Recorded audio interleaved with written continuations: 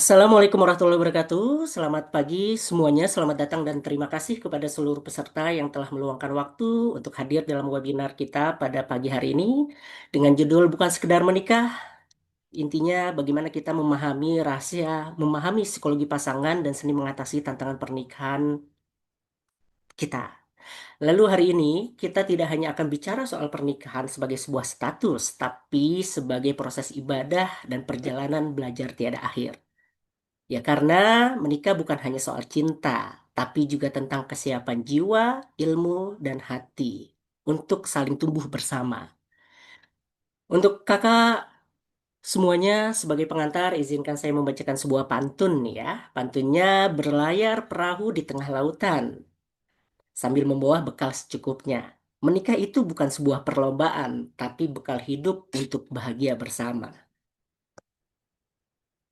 Saya izin share screen sebentar untuk slide kita pada hari ini. Perkenalkan, di sini ada saya, Ade Zunair Saputra atau biasa dipanggil dengan Dezun. Saya kebetulan hari ini mendampingi istri saya tercinta untuk membawakan materi terkait dengan materi bukan sekedar menikah. Lalu nanti yang akan menyampaikan adalah istri saya, yaitu Ihya Ad-Din Islami, sudah bergabung juga sepertinya. Ya, kita hanya beda ruangan ya, kita berdua. Jadi ini adalah spesial dari kita untuk teman-teman semua. Di sini kita akan coba membedah beberapa hal terkait dengan persiapan dan juga bagaimana menghadapi konflik dalam pernikahan. Karena menikah itu bukan hanya sekedar cinta tadi di awal ya, tapi di sini kita harus perlu saling memahami satu sama lain tentang orang yang kita cinta dan juga orang yang kita sayangi.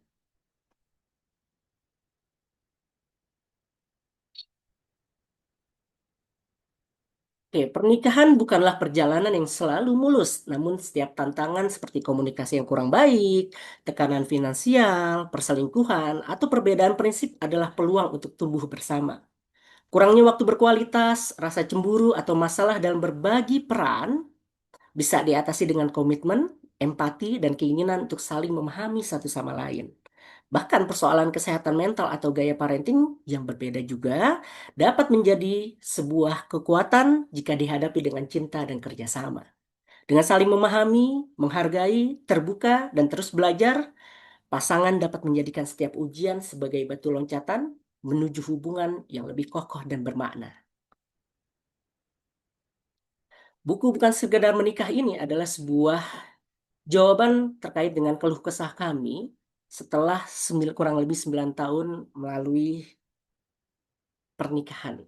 Ya tentunya tidak mulus. Oleh karena itu, dari berbagai masalah yang ada, yang kami hadapi, lalu kemudian juga dari masukan-masukan ataupun cerita-cerita dari orang-orang di sekitar kami terkait dengan pernikahannya, percintaannya, komunikasi dengan pasangannya, itu menginspirasi kami untuk tergerak membuat sebuah buku dengan judul namanya Bukan Sekadar Menikah. Yang bermakna, menikah itu bukan hanya sekedar cinta, tapi kita butuh persiapan di sana, kita perlu memahami pasangan kita, dan tentunya kita perlu kedewasaan dan kebijaksanaan dalam menghadapi pasangan kita. Dan buku ini hadir sebagai panduan yang lengkap untuk menjawab berbagai tantangan dalam pernikahan. Buku ini disusun melalui kombinasi wawasan ilmiah dan pandangan Islam, dan Anda akan diajak memahami aspek-aspek penting dalam hubungan suami istri. Mulai dari perbedaan fitrah psikologisnya, biopsikologisnya, sorry, lalu kemudian kebutuhan emosionalnya hingga gaya komunikasinya. Lebih dari sekedar memberi solusi teknis, buku ini juga menggali inti dari kasih sayang yang mendalam dan cara menjalin hubungan yang tulus. Jadi latar belakang buku ini dibuat adalah berdasarkan pengalaman kami, lalu kemudian berdasarkan cerita-cerita, curhat-curhat, lalu kemudian konsultasi-konsultasi kepada kami, dan juga yang paling penting adalah terkait dengan banyak generasi-generasi muda kita di era sekarang, khususnya generasi milenial, generasi Gen Z, yang mereka takut untuk menikah, bahkan ketika pun menikah, mereka tidak siap untuk menjadi sebagai orang tua.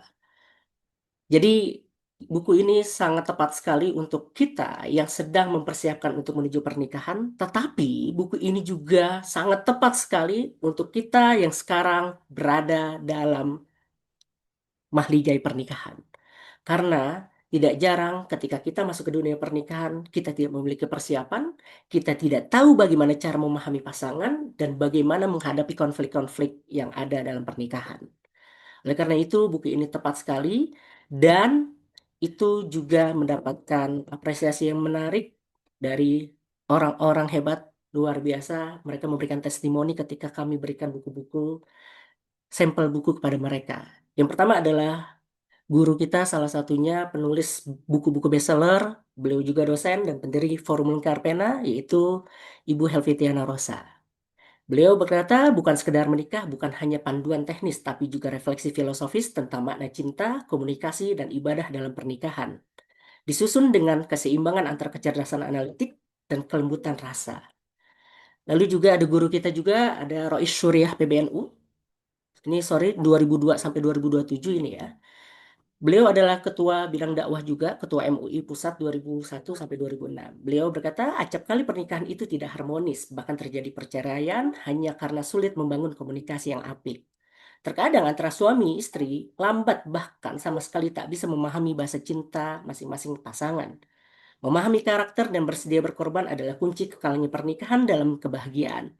Ironinya, sampai sekarang belum ada fakultas yang membuka jurusan keluarga sakinah mawadah warahmah.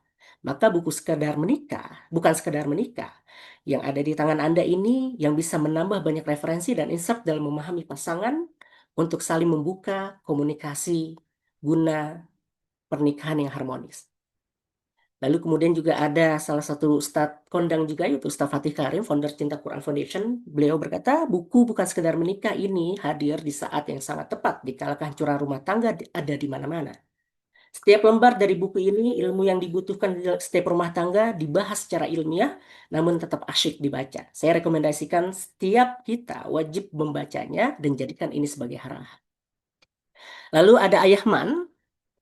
Beliau berkata, singkatnya, kalaulah ada yang mengatakan buku pernikahan, kalau ada yang mengatakan pernikahan adalah pintu gerbang kebahagiaan, lewat buku bukan sekedar menikah, kita belajar menuju kebahagiaan itu. Lalu kemudian ada Ki Haji Lorah, beliau adalah tokoh pemuda dari Bangkalan, dan beliau juga followersnya luar biasa banyak. Buku bukan sekedar menikah, buku keren tentang mengilmui sebuah pernikahan. Lalu juga ada Dr. Akmal Syafril, penceramah, penulis, dan pendiri Sekolah Pemikiran Islam. Beliau berkata, kalaulah lelaki dan perempuan itu sama, lantas buat apa mereka berpasangan? Buku bukan sekedar menikah, ingin memberikan perspektif yang segar dalam memahami dan menyikapi perbedaan di antara suami dan istri. Lalu ada Amal Arisalah, penulis buku Karena Menikah Tak Sebercanda Itu, sekaligus aktivis juga. Beliau adalah adik kelas kami di Universitas Negeri Jakarta. Beliau bilang, Bang Dezun dan Po Ihya telah lama menuliskan berbagai insight tentang rumah tangga. Akhirnya sekarang jadi sebuah buku. Saya sudah selesai membacanya dan ini keren. Apalagi secara akademik, sebagai sepasang penulisnya ini punya otoritas dalam menulis rumah tangga dan hal-hal di sekitarnya. Lalu ada juga, beliau adalah owner Glek ya, seorang sosiopreneur yaitu Habib Ama atau Aresdi Mahdi. Menikah adalah seni untuk memahami dan dipahami yang berlandaskan pada ilmu. Setiap rumah tangga itu unik, namun ada kerangka ilmu yang bisa dijadikan pegangan. Buku ini menyajikan panduan dari sudut pandang suami dan istri. Oke, kurang lebih itu beberapa pandangan. Dan untuk Bapak Ibu, Kakak, Mpok, ini ada sedikit penawaran sebelum kita masuk. Jadi khusus untuk peserta yang mengikuti webinar ini, kita ada program PO yang kemarin itu PO-nya diskonnya 12%, 20%. Sekarang karena PO kedua, PO-nya didiskon jadi 12%. Jadi dari harga 125.000, Bapak Ibu cukup menginvestasikan untuk sebuah pernikahan yang harmonis itu hanya cukup untuk 110.000. Dan ditambah subsidi ongkir 10.000, artinya untuk Jabodetabek ini gratis, dan untuk di Bandung mungkin tambah 2.000 ya. Dan plus bonus gantungan kunci. Pemesanan bisa lewat admin atau di grup, di situ ada nomor adminnya, atau lewat link bit.ly lalu slash PO strip BSN. dan pengiriman itu di akhir bulan Mei 2025. Oke, terima kasih untuk Bapak Ibu untuk prolognya dan kita langsung saja ke materi utama yang akan disajikan oleh istri saya tercinta, seorang ibu dari 3 orang anak, laki-laki, pejuang semua, pemimpin semua insya Allah, dan beliau akan menyampaikan tentang kurang lebih kulit dari buku Bukan Sekedar Menikah, karena lebih detailnya akan lebih banyak dibahas di buku. Nanti akan disampaikan oleh Ihya Din Islami terkait dengan saripati dari buku Bukan Sekedar Menikah. Untuk bersingkat waktu, untuk Ihya Dini, istriku, yang suaranya udah masuk, silahkan boleh tampilin Cek, videonya juga. cekcok. Sudah? Oke. Oke, untuk bersingkat waktu kepada pematerinya, sayangku Ihya Dini Islami, dipersilahkan. Terima kasih Kakanda Ade Juniorsa. Ini wajahnya udah masuk belum ya aku? Udah, silahkan langsung aja. Ya, Bismillahirrahmanirrahim. Aku mau buka dengan pantun juga ya, Bapak dan Ibu, Kakak dan Adik. Boleh ya? Kita orang Depok dan sekitarnya, jadi kurang afdol rasanya kalau nggak pakai pantun gitu ya. Suara macan bunyinya aum, suara singa bunyinya au. Assalamualaikum warahmatullahi wabarakatuh. Kalau di Zoom nggak ketahuan ya, mana yang jawab, mana yang enggak gitu ya. Ekspresi cinta banyak rupanya. Bikin hati kita berbunga, indah, merekah. Senang rasanya berjumpa di Zoom ini. Mudah-mudahan pertemuan kita menjadi berkah. Aminnya mana? Ya, buat kakak-kakak, ibu-ibu, bapak-bapak ya, peserta Zoom webinar bedah buku bukan sekadar menikah yang hadir saat ini.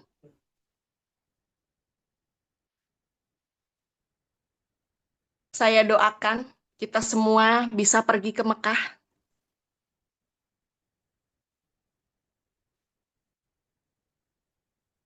Syukur-syukur bisa beli tanah, syukur-syukur bisa beli sawah, bisa bangun rumah yang megah.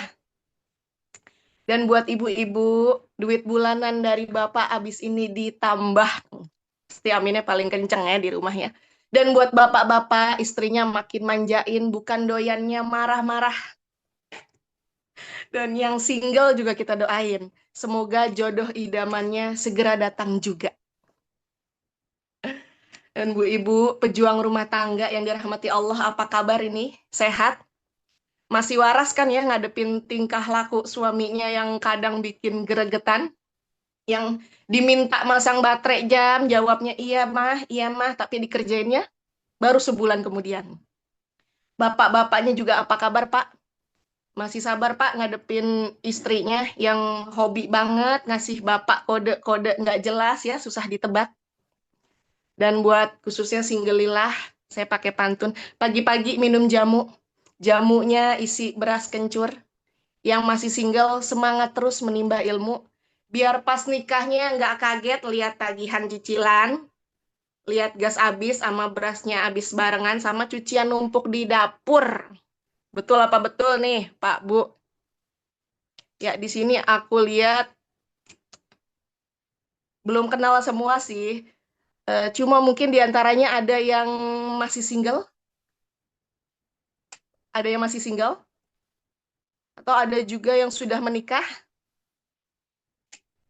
ada ya, dan mungkin ada yang mungkin usia pernikahannya jauh lebih banyak daripada saya jumlahnya. Kalau kami kan baru 9 ya, mungkin ada yang 20, ada yang 30. Izin kita sharing ya Pak Bu ya, bukan niat maksud menggurui ini, kita sama-sama belajar gitu ya. Hari ini insya Allah kita akan bicara tentang pernikahan, tapi bukan hanya tentang akad, bukan bicara tentang dekor pelaminannya atau sekedar foto-foto prewednya, bukan sekedar bicara tentang itu untuk pernikahan. Kita mau ngomong jujur ya tentang kenyataan di balik angka.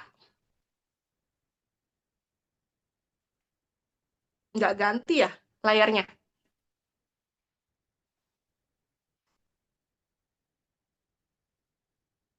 Ini udah dipencet.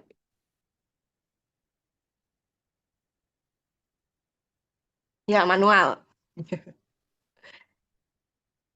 Karena faktanya, next, ya, setiap 2 menit kakak adik, bapak ibu ada satu pasangan bercerai di Indonesia.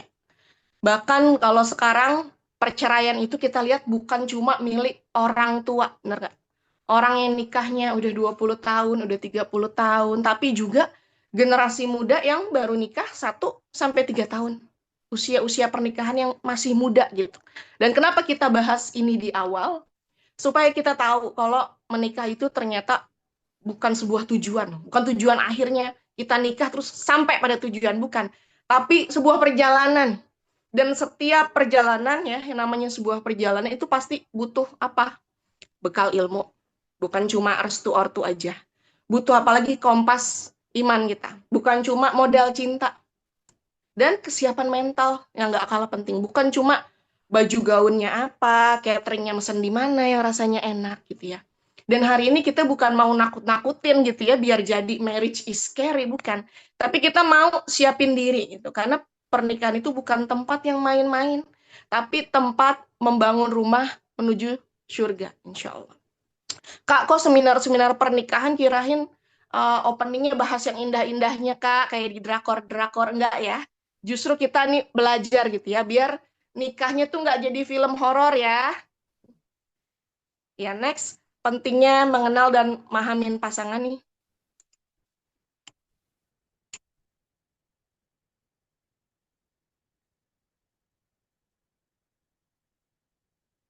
Kita akan bicara pentingnya mengenal dan memahami pasangan. Jadi kita nikah nih jangan karena buru-buru gitu ya. Tapi karena siap. Kita kenal sebelum kita kena mental. Next. Jadi buat yang single lila, para perempuan yang hadir di sini, ada nggak sih di sini mungkin ada yang pernah kepikiran, pengen nikah karena apa lagi bosen kuliah, pengen nikah karena capek skripsian, pengen nikah karena aduh capek nih kerja gitu ya, pulang malam, pulang sore, atau pengen nikah karena bosen ditanyain kapan nikah, atau pengen banget nikah biar ada yang bayarin, biar ada yang biayain hidup kita gitu ya. Nah, saya kasih spoiler dulu ya, kakak-kakak. Nikah itu bukan jalan keluar. Bukan jalan pintas untuk keluar dari masalah kita sekarang. Karena kalau lagi nggak beruntung, malah yang ada kita keluar, kayak keluar dari mulut singa, masuk ke mulut buaya gitu ya. Pengennya berandai-andainya kita pindah dari masalah kita yang sekarang, terus nikah, terus masalahnya hilang. Nggak seperti itu ya. Justru malah yang ada kebanyakan gitu kalau nggak siap, tadi keluar dari mulut singa malah masuk ke mulut buaya. Karena mikirnya apa? Kalau masih single, mikir tentang pernikahan, kayaknya enak ya nikah. Punya suami, tiap bulan dikasih uang. Giliran udah nikah, dikasih sih duit, tapi dikit ya nggak, Bu? Ujungnya istri nambahin dari dompet pribadinya. Atau kudu ngirit sengirit-ngiritnya. Atau mikirnya kalau punya suami kayaknya enak nih, ntar kalau tidur dipeluk dari belakang kayak di drakor. Atau misalnya tiap weekend bisa jalan mesra-mesraan. Atau kalau sakit makannya ada yang nyuapin. Atau pulang kerja nanti suami disambut istri yang cantik, wangi, menggairahkan dan sebagainya. Pas nikah ternyata pas tidur pelukan itu ternyata bikin engap ya. Tidur pelukan itu ternyata nggak so sweet ya teman-teman ya. Apalagi kalau kita sama-sama size-nya XL, apalagi suaminya double XL, udah gitu ngorok lagi.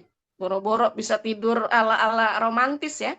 Belum lagi weekend ternyata isinya belanja bulanan sambil hunting popok diskonan ya, mama. Terus sarapan ternyata kadang cuma pakai nasi anget sama telur ceplok. Mana gosong gitu kan. Bunga dikasih bunga, boro-boro adanya bunga kredit motor gitu ya, dan lain sebagainya.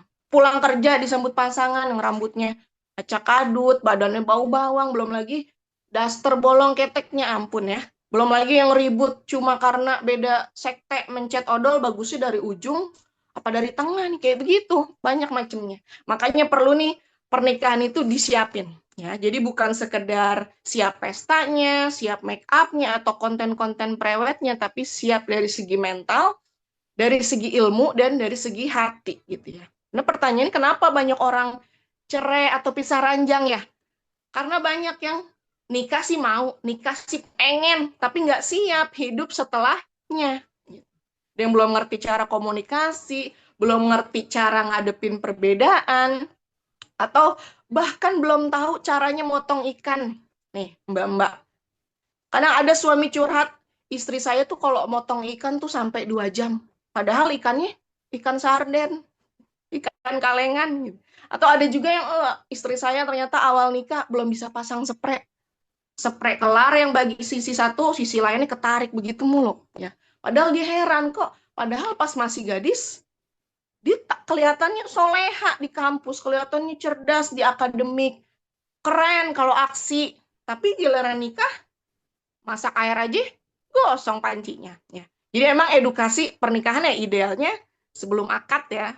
Makanya orang tua juga kudu didik anak nantinya bukan cuma biar bisa ranking tapi juga ajarin biar bisa bedain mana jahe mana lengkoas ya Bu. Ya, Pak. Jadi prinsipnya nggak ada pasangan yang sempurna gitu ya. Nikah kita masang ekspektasi tinggi. Suami pengennya istri secantik mbak-mbak selebgram. Masak sejago chef Renata. Atau kalau ngomong sebijak Ustazah Okistiana Dewi, misal.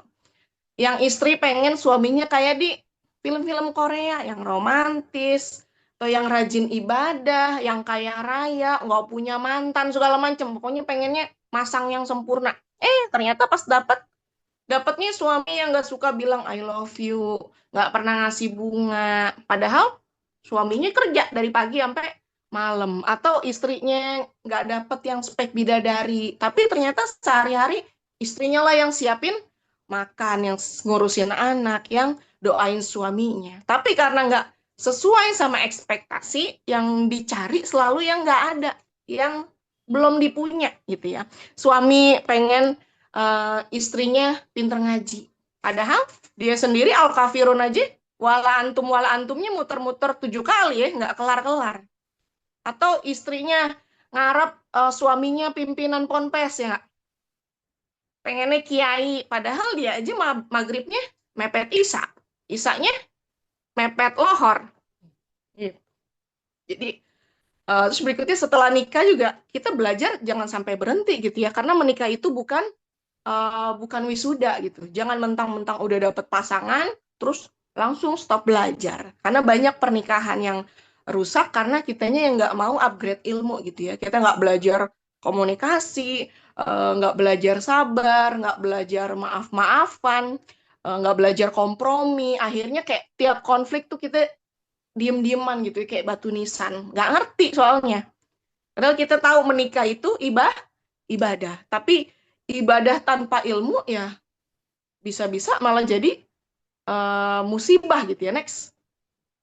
Makanya kita siapin diri gitu ya, siap menerima kekurangan, siap juga untuk diajak ke surganya Allah.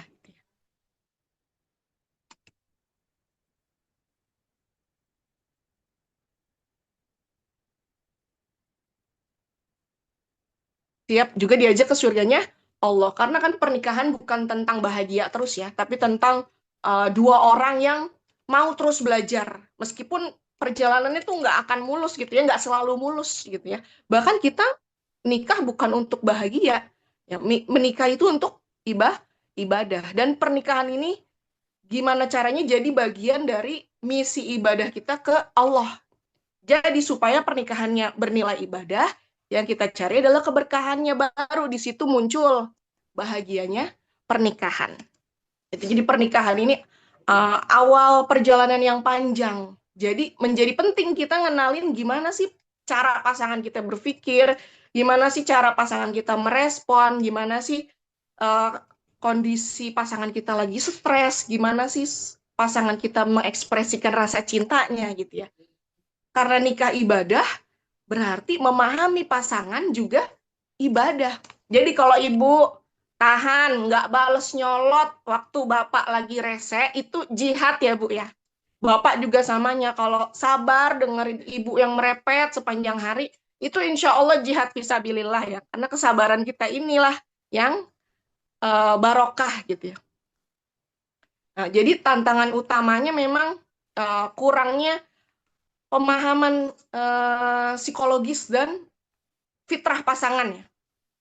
Dan salah satu penyebab rusaknya gitu, banyak pernikahan tuh karena kita nggak karena kita nikah tuh sama manusia tapi nganggep dia itu robot ya.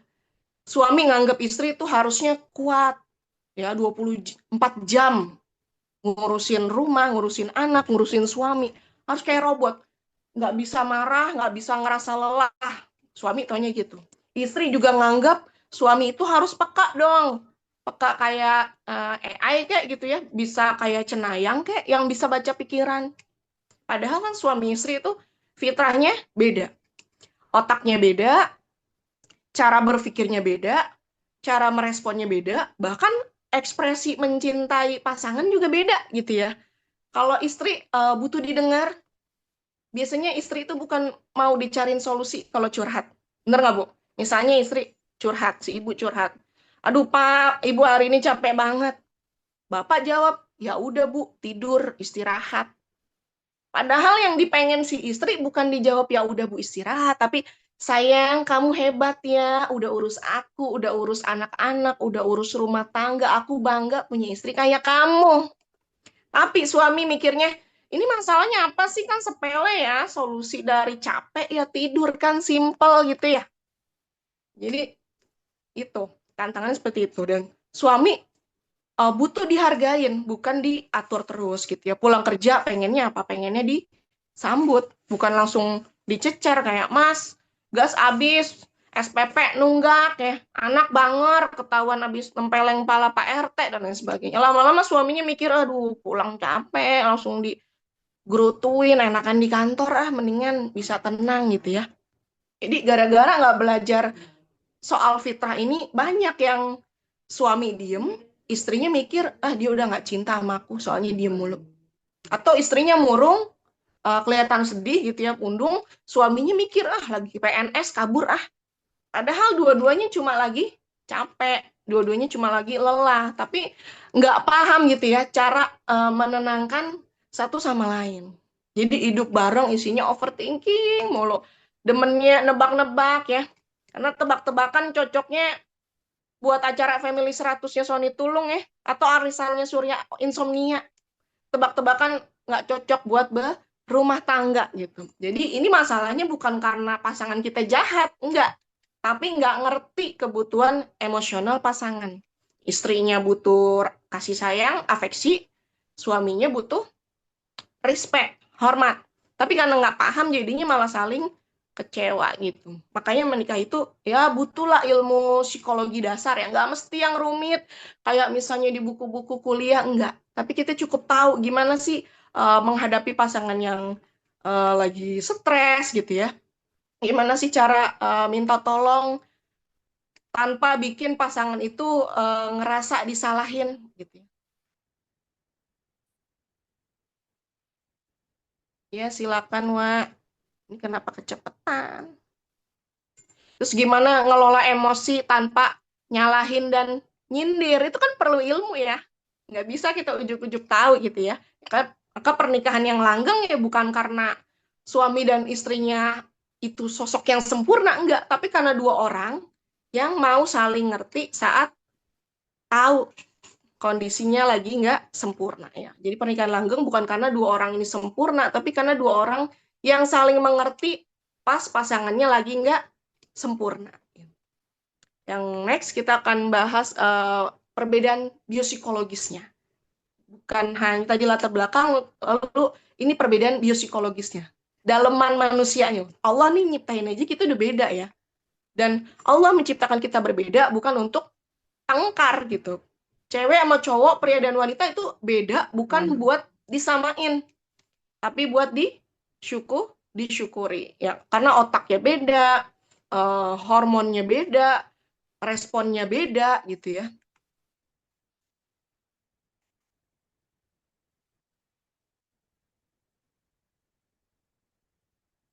Error lagi nih.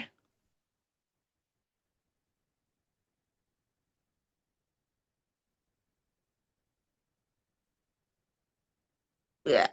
Nah, perbedaan di psikologis koneksi otaknya aja udah beda ya. Kalau pria gitu, struktur otaknya fokus sama solutif.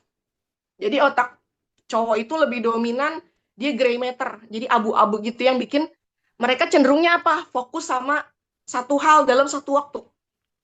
Dan yang kedua dia cepet cari solusi, ya dia mendingan cepet cari solusi daripada ngedengar proses yang panjang gitu ya. Jadi contohnya ketika si ibu gitu ya cerita, aku tuh kesel banget hari ini anak-anak susah diatur, udah gitu mana kompor bocor selangnya ya, aku belum makan nih. Si istri cerita gitu. Suami responnya apa? Ya udah kita beli kompor baru gitu. Jawabnya kompor gitu ya. Padahal yang istri pengen apa sih? Yang istri pengen cuma mau didengerin, bukan pengen kompor sebenarnya. Tapi kan bapaknya nggak paham ya. Dia cerita anak susah diatur, bla bla bla, ujungnya kompor bocor, aku belum makan. Tapi suami nangkepnya, oh kompor rusak ya beli baru gitu ya. Padahal istri nggak ke situ maksudnya, pengennya cuma didengerin aja gitu ya. Bukan pengen kompor, ya kompor juga pengen sih. Tapi itu belakangan. Jadi cowok itu kayak Google Maps kali ya, fokus nyari jalan yang cepat mana nih gitu ya, bukan mau menikmati pemandangan, dia bukan mau proses yang panjang itu gitu ya, nggak nangkep dia. Sementara wanita dia struktur otaknya itu multitasking dan peka, jadi lebih dominan white matternya, apa materi putih, dan uh, punya koneksi nih antar belahan otaknya itu lebih aktif gitu. Jadi bikin mereka apa sih? Bikin mereka bisa ngelakuin banyak hal sekaligus. Mereka punya empati yang tinggi dan dia responsif banget ya sama emosi. Misalnya ibu-ibu bisa nyuci, bisa masak, bisa jagain anak sambil dengerin curhatan tetangga, terus sesekali update story WA. Itu semuanya bisa dilakukan dalam waktu bersamaan. Tapi giliran si bapak bisa nggak kayak gitu? Diminta jaga 10 menit sambil ngerjain tugas kantornya pasti sayang, emak, bu, dia nangis terus nih, aku nggak bisa kerja, ambil nih anak gitu ya. Bener nggak? Kayak gitu memang koneksi otaknya beda gitu ya. Dan wanita jadi bukan ribet ya bisa melakukan itu. Karena mereka bisa terhubung semua hal sekaligus. Dan termasuk kayak amigdalanya, hipokampusnya, dan hormon-hormon dalam respon emosionalnya mereka gitu. Dan kalau amigdala misal bagian otak yang mengatur emosi, ya nggak nongol lagi nih. Amigdala adalah bagian otak yang mengatur emosi gitu ya. Terutama apa rasa takutnya, rasa marahnya, terus waspada gitu ya.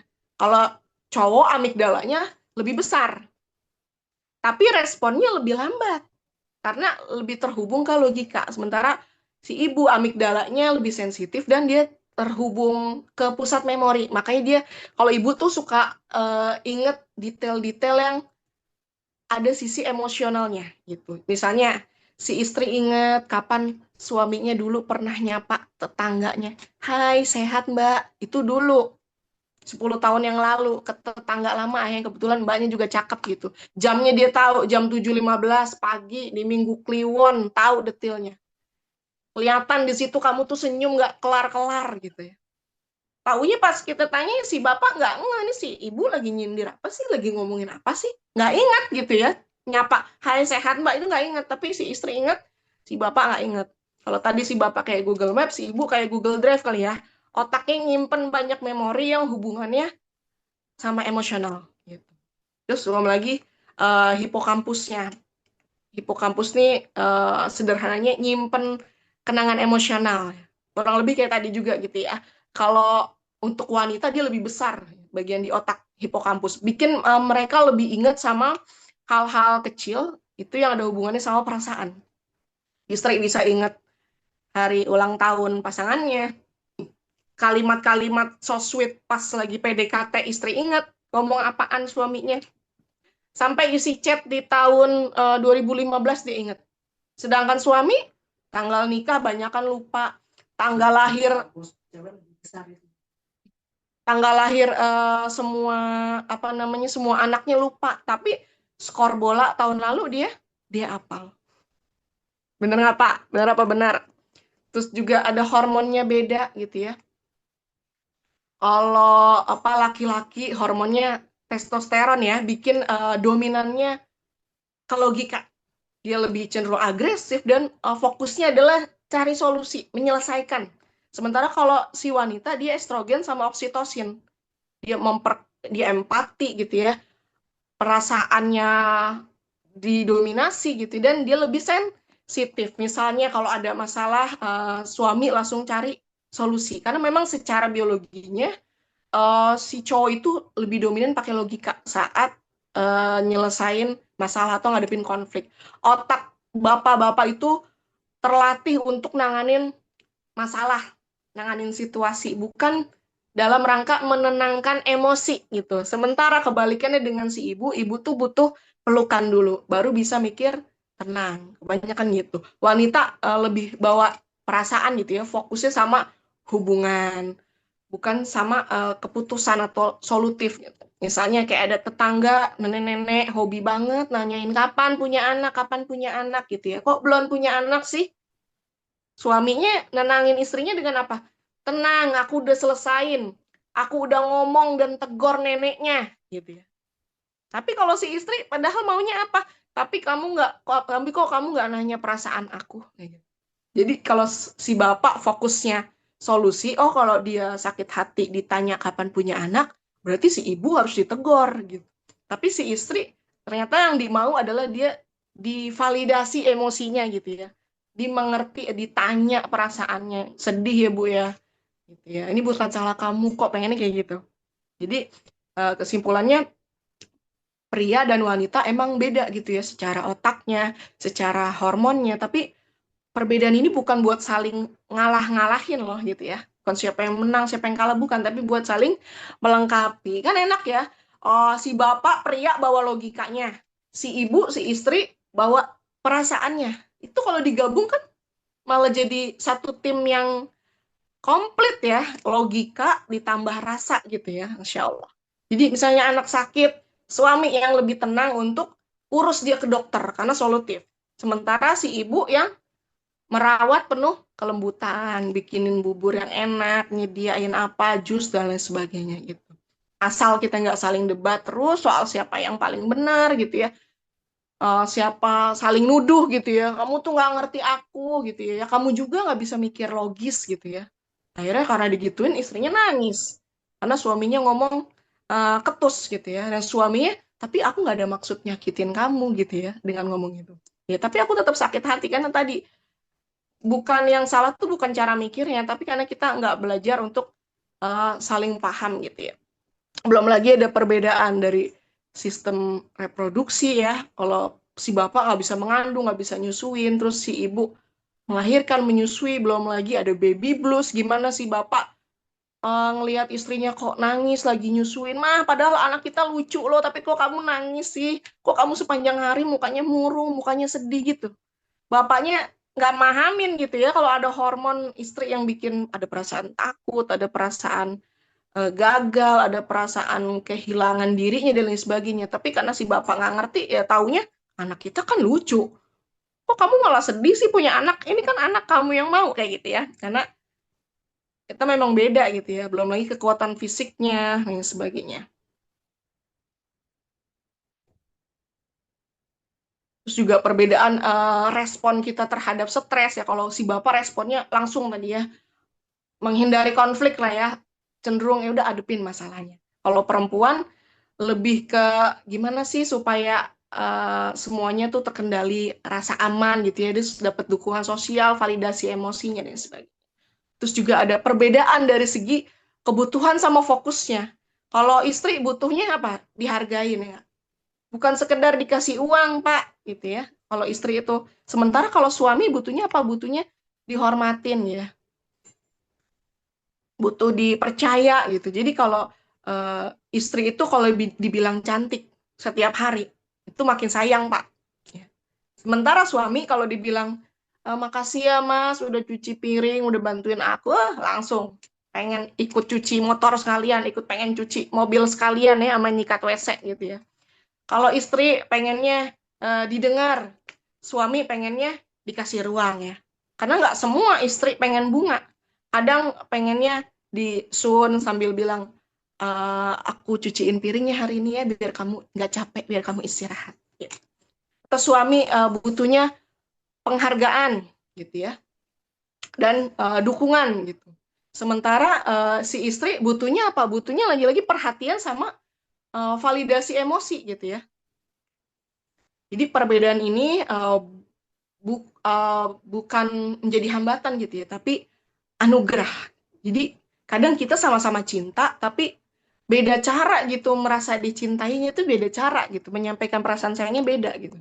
Dan suami butuh dihormatin, dihargain sebagai kepala rumah tangga. Jadi suami akan merasa dihargai kalau istrinya ngormatin keputusannya, ya. Meskipun ada diskusi sebelumnya.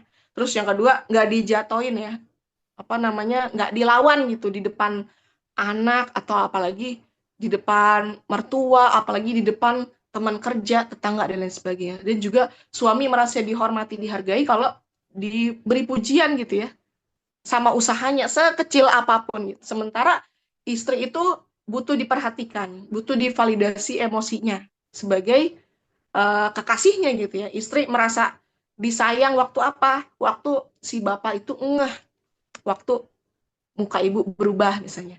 Pak, ini aku habis pakai krim malam baru loh, merek terbaru gitu ya. Tapi si bapak nggak ngeh, itu biasanya istri nggak merasa diperhatikan. Mas, ada yang beda nggak dari aku?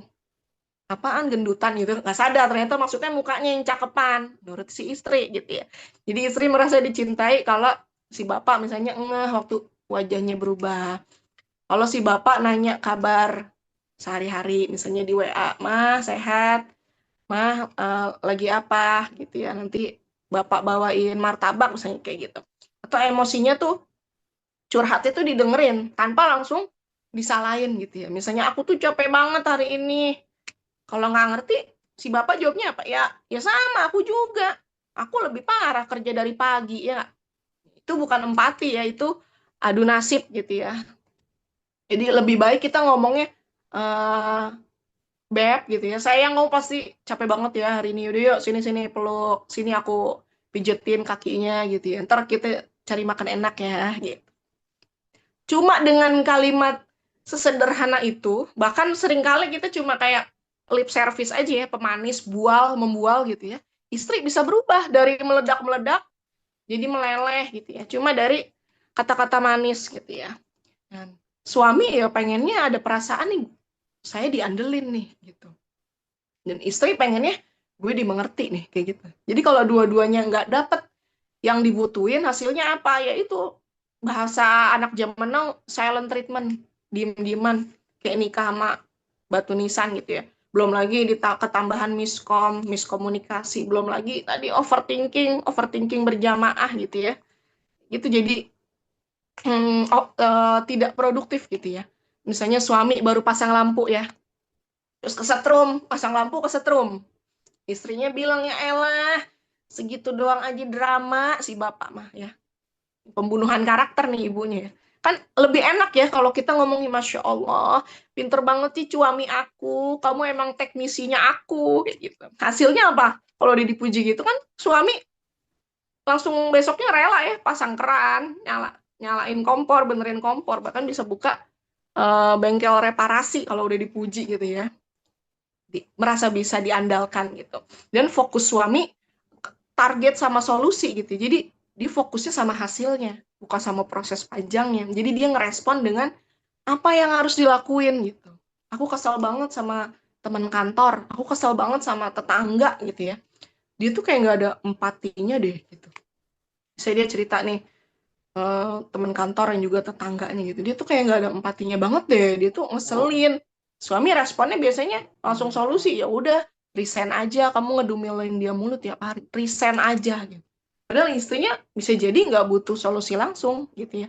Dia cuma mungkin butuh validasi kayak, ya ampun, pasti nyebelin banget ya punya teman kayak gitu. Aku ngerti sih rasanya gimana kayak gitu. orang lebihnya.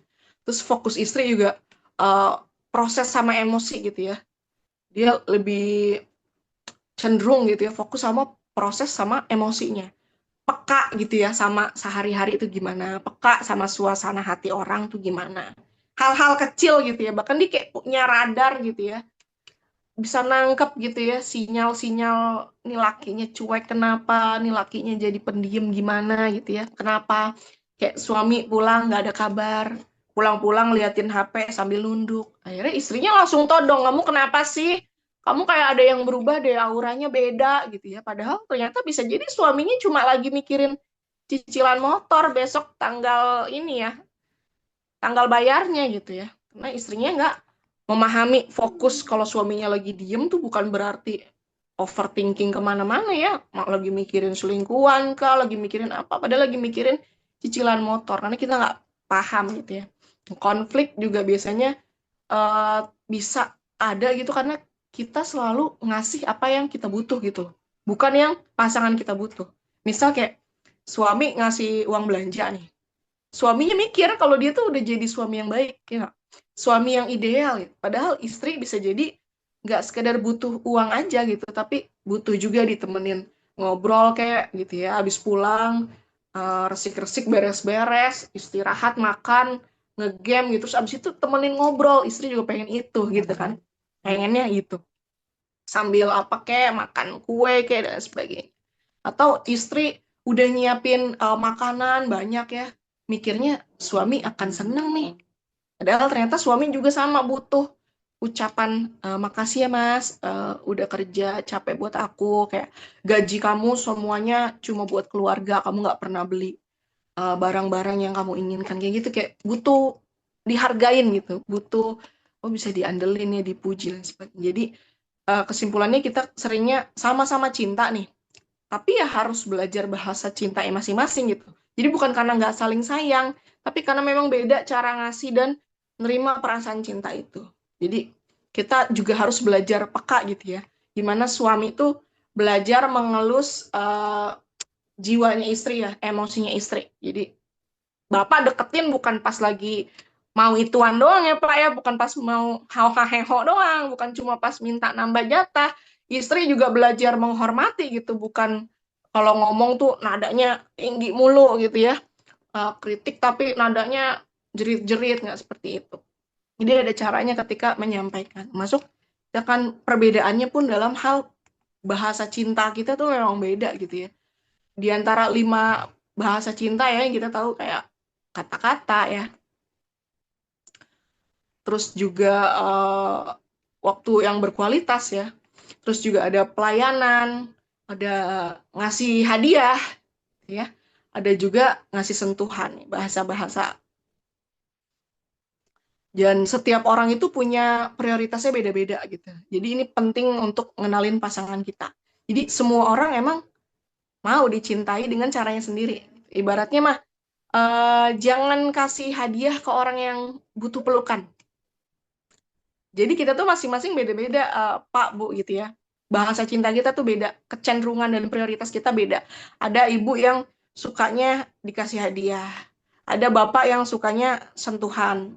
Nggak mesti hoha-heho, yang nggak mesti anuan gitu ya. Hubungan intim. Tapi ada juga yang butuh sering-sering diusap, kayak gitu. Beda-beda. Ada juga yang sukanya dipuji.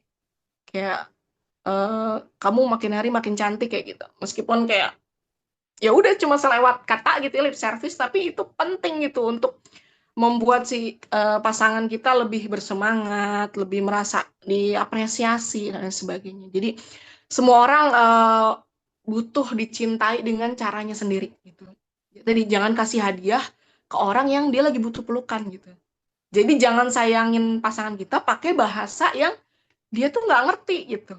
Ya, jadi semua orang butuh dicintai, tapi pakai cara yang paling dia ngerti, pakai cara yang paling dia pahami gitu ya. Kayak jangan kasih hadiah ke orang yang butuh pelukan. Nanti dia malah kayak, iya sih, ini bonekanya lucu sih, tapi kok aku kayak ngerasa ya belum dicintai aja. Soalnya dia nggak bilang I love you, misalnya kayak gitu. Nah itu orang-orang word of affirmation misalnya. Dia sukanya kata-kata yang menguatkan gitu ya. Udah dikasih hadiah, udah dikasih duit lain sebagainya, tapi ternyata sehari-hari jarang dipuji, jarang bilang I love you, kayak gitu, I miss you, kayak gitu. Gak pernah dia seneng seneng dapat semua itu seneng lucu, tapi kok kayak masih hampa ya, kayak ada yang kurang kayak gitu ya.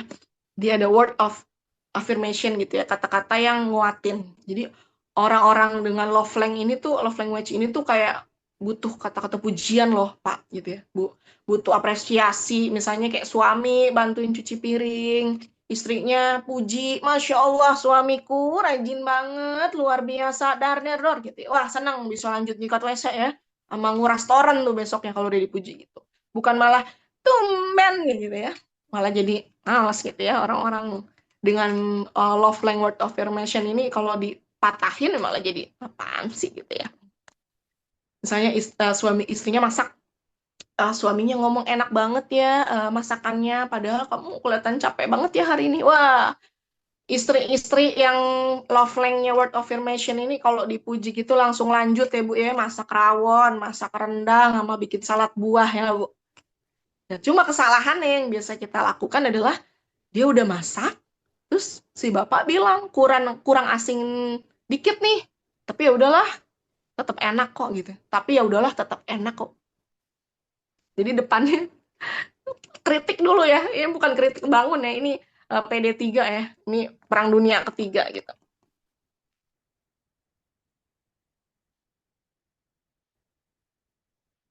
Gitu. Terus yang kedua ada waktu berkualitas. Ada yang senangnya waktu berkualitas, quality time gitu ya. Jadi ini kalau ini bukan soal lama waktunya bersama ya, tapi ini soal kita hadir tuh jiwa dan raga gitu, fisik sama jiwa kita tuh nongol gitu, hadir utuh gitu ya.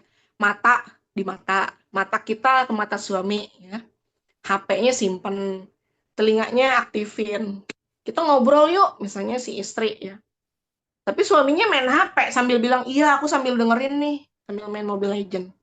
Ini yang nggak beres gitu ya. Karena lebih baik 15 menit quality time ngobrol serius sambil ngeteh gitu ya, daripada 2 jam bareng-bareng tapi isinya scroll TikTok gitu ya. Ini orang-orang quality time. Next, nanti lengkapnya bisa baca sendiri di PPT atau di bukunya gitu ya. Terus yang ketiga ada acts of service. Dia suka sama tindakan. Jadi bahasa cintanya, aku itu cinta kamu selama kamu ngebantu aku gitu. Jadi yang diinginkan yang prioritas sebenarnya bukan bukan bunga, bukan boneka gitu ya, bukan martabak, tapi si bapak tuh nyapu, bantu ngepel, bantu nyuci piring gitu ya. Suami bantu angkat jemuran, inisiatif, nggak pakai disuruh. Istri yang act of service, auto senyum mbak, hatinya berbunga-bunga, dia ngerasa dicintain. Dia cuma diangkat jemuran aja, dibantu angkat jemuran itu kayak dikasih berlian gitu ya.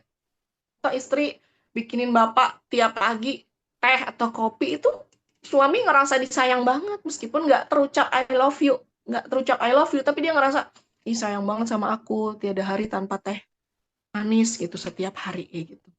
Dan kesalahan umumnya ya tadi, kamu ngasih hadiah sih tapi dia nggak bantu ngurusin anak gitu, malah dipikirannya malah jadi negatif, kayak martabak doang padahal pengennya dicuciin piring kayak gitu.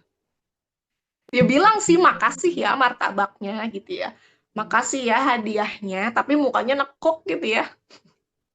Yang berikutnya ada orang-orang yang love language-nya itu adalah hadiah. Jadi dia nerima hadiah gitu ya, bukan matre ya, nerima hadiah ini atau uang dan sebagainya, bukan matre, tapi dia ini ngerasa diperhatikan gitu ya, lewat benda-benda kecil yang bermakna, nggak mesti mahal ya, nggak mesti emas sekilo, nggak mesti. Jadi misalnya bapak pulang kerja bawa cemilan favoritnya istri, kayak apa, kayak martabak telur kayak atau dimsum mentai gitu ya. Misalnya bapak ngomong, tadi lihat martabak langsung inget kamu, udah cuma gitu aja tuh hatinya kayak oh terbang ke angkasa pak, lihat martabak inget kita tuh, itu istri senang banget ya.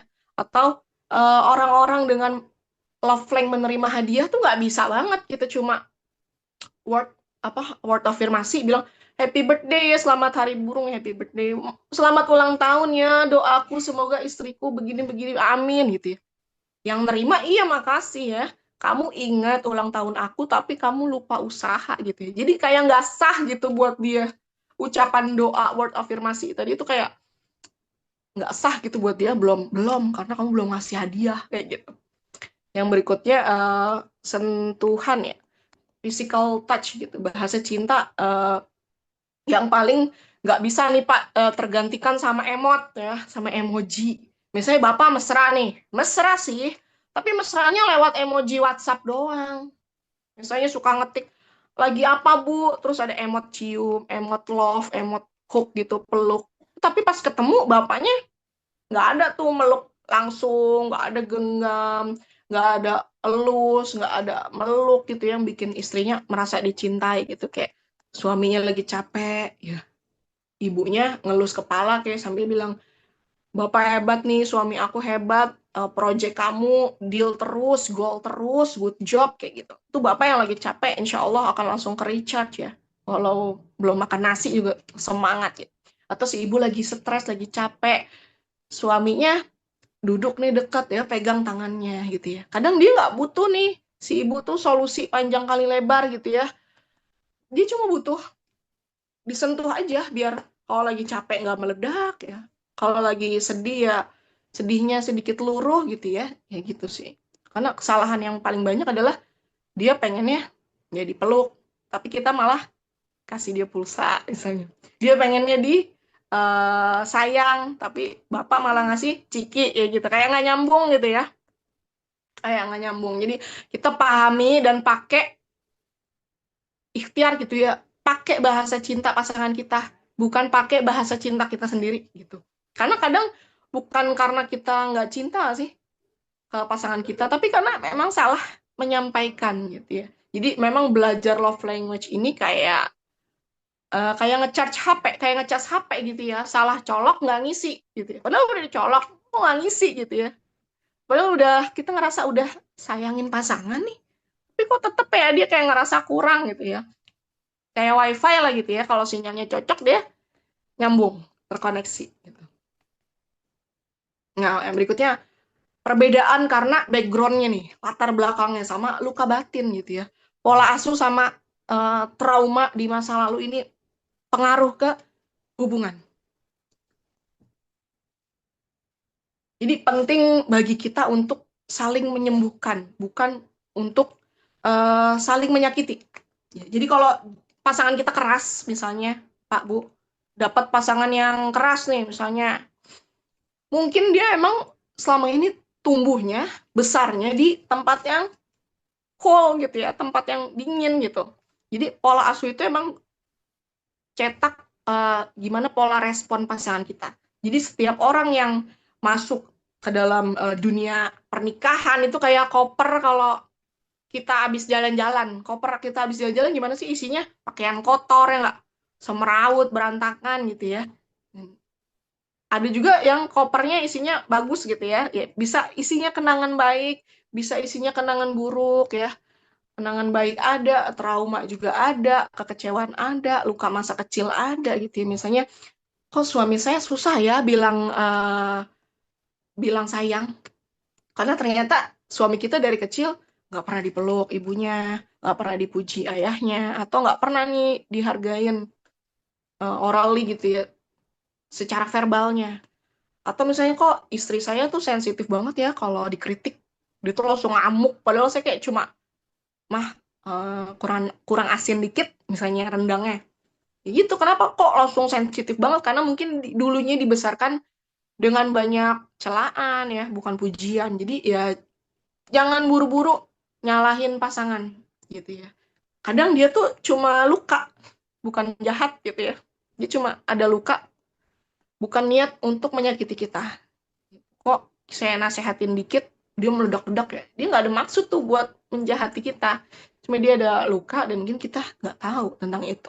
Dan pasangan kita bukan orang yang apa, orang yang lagi belajar pulih gitu ya, bukan orang yang sudah sembuh gitu, karena memang idealnya sebelum nikah masuki jenjang pernikahan idealnya adalah kita udah rilis dulu ya, tapi kan banyak yang sudah menikah dengan membawa luka itu gitu ya, belum sembuh. Akhirnya mungkin berefek ke dalam keseharian rumah tangga gitu. Jadi kita nih bukan saling memperbaiki nih kalau udah nikah, tapi saling nemenin aja proses penyembuhannya gitu ya. Jadi bukan pernikahan tuh jangan ngarep deh bapak kakak adik gitu ya menikah terus niat pasangan kita tuh jadi psikolog gitu ya, jadi psikiater kita. Enggak ya, pernikahan bukan tempat untuk nyelesain luka masa lalu, enggak, tapi tempat untuk biar aman nih, saling memberikan rasa aman supaya lukanya tuh nggak makin parah gitu ya. Jadi pasangan kita bukan psikolog, bukan psikiater, tapi kamu bisa jadi tempat pasangan kita buat belajar sembuh gitu ya. Jadi nemenin proses penyembuhannya. Jadi kenapa kok ada orang yang kayak gampang meledak, ada orang yang gampang ngambek, ada orang yang cuek, dingin gitu. Karena mungkin mereka asalnya dari keluarga yang nggak sehat emosinya. Misalnya istri kita gampang panik kalau ada masalah kecil. Misalnya anak jatuh kayak gitu ya. Padahal kayak ya udah cuma cet gitu. Tapi panik banget, heboh gitu ya, semua seluruh dunia harus tahu gitu. Atau misalnya suaminya telat pulang, terus sinyal HP-nya hilang gitu ya, nggak bisa dikontak, nggak bisa dihubungin, terus istrinya langsung merepet di WA, kamu kenapa sih, jangan bikin aku gila ya, kayak padahal cuma gara-gara nggak dibales WA-nya misalnya 1 jam atau 2 jam, tapi langsung ngegas gitu, kamu kenapa sih, jangan bikin aku gila ya, kayak gitu. Padahal mungkin di balik WA-nya yang kelihatannya kejam gitu ya, mungkin ya masa kecilnya penuh dengan apa ya, nggak pasti gitu ya, misalnya ayahnya sering hilang, nggak ada kabar, rumah tangganya orang tuanya ya banyak konflik, ayah ibunya ribut melulu, atau dia selalu hidup dalam situasi yang jelek-jelek mulu gitu ya. Jadi paniknya pasangan kita hari ini bisa jadi ya itu apa namanya, mirror ya, atau bayangan luka di masa lalu. Atau misalnya suami susah untuk mengekspresikan emosinya, lebih diem gitu ya. Jadi bukan meledak nih, tapi malah diem. Jadi istrinya ngomong, aku tuh butuh ya buat kamu dengerin. Akhirnya si suami diem gitu ya. Terus misalnya diminta solusi diem gitu. Ya akhirnya suaminya jawab, ya aku nggak ngerti aku harus ngomong apa gitu ya. Padahal bisa jadi dari aku nggak tahu aku harus ngomong apa, ya dia tumbuhnya biasa kali ya masa kecilnya dengan kalimat-kalimat kayak cowok tuh nggak boleh nangis, cowok tuh nggak boleh curhat, kalau curhat tuh cengeng kayak gitu, atau masalah yang biasa dia simpan sendiri kalau diceritain jadi maki-maki kah sama ortunya, kita nggak tahu gitu. Jadi jangan heran gitu kalau misalnya pasangan kita cool gitu ya, kaku, cuek, bisa jadi bukan karena dia cuek, tapi karena dulu perasaannya itu gitu ya selalu ditolak. Jadi kita nggak bisa sembuhin masa lalunya, tapi kita bisa loh bantu pasangan kita biar nggak trauma lagi di masa depan. Jadi saling bantu proses pemulihan ya, bukan nyakitin. Misalnya kayak istrinya panik, kita malah maki-maki gitu ya. Padahal sesederhana istri panik ya, ketakutan, ya cukup bilang, nggak apa-apa mah, ada ayah gitu. Misalnya kamu takut, udah tenang, nggak apa-apa ada ayah, kayak gitu.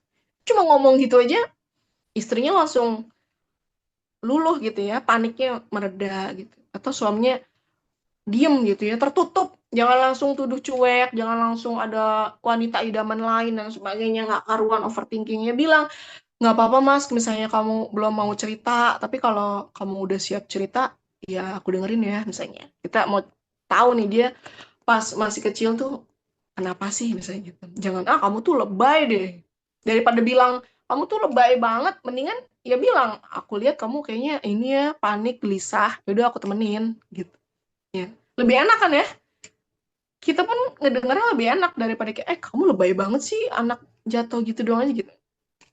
Tapi lebih kayak oh kamu kelihatannya panik banget ya, gelisah nih aku temenin kayak gitu, gak apa-apa mah, dikuatin gitu. Jadi jangan langsung sindir, kamu diem banget kayak tembok misalnya gitu, daripada ngomong kayak gitu ya mendingan aku pengen lebih dekat sama kamu nih, tapi aku paham kok kamu butuh waktu ya gitu. Jadi nggak semua orang masuk ke dalam pernikahan dalam kondisi siap ya. Tapi kalau kita saling dukung, saling peluk gitu ya, yang rusak-rusak gitu ya, yang retak-retak insya Allah bisa diperbaikin.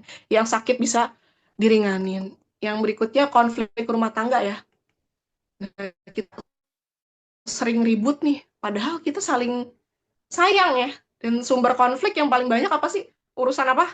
Di apa namanya di pengadilan ya komunikasi, urusan ekonomi, urusan seks, urusan keluarga besar gitu ya ikut campur, misalnya mertua, KDRT dan lain sebagainya. Itu banyak ya. Misalnya kayak komunikasi seringnya konflik yang ada tuh bukan karena hal besarnya Bu, Pak.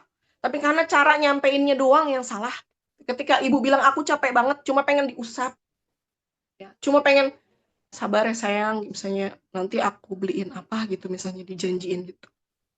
Tapi kan masalahnya yang ada adalah aku capek banget. Suaminya malah aku apa lagi ya, gitu ya.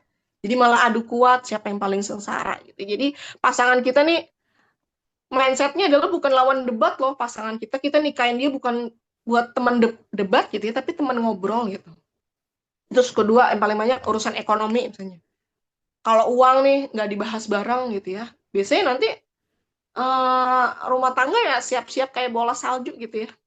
Bisa meledak gitu ya. Bom waktu gitu. Suami misalnya ngumpet-ngumpetin utang, pinjol gitu. Istri kesel biasanya bukan karena jumlah utangnya banyak, kayak itu juga sih termasuk. Tapi biasanya karena disembunyiinnya, karena dirahasiainnya. Sama juga istri belanja Shopee mulu misalnya setiap hari, setiap minggu.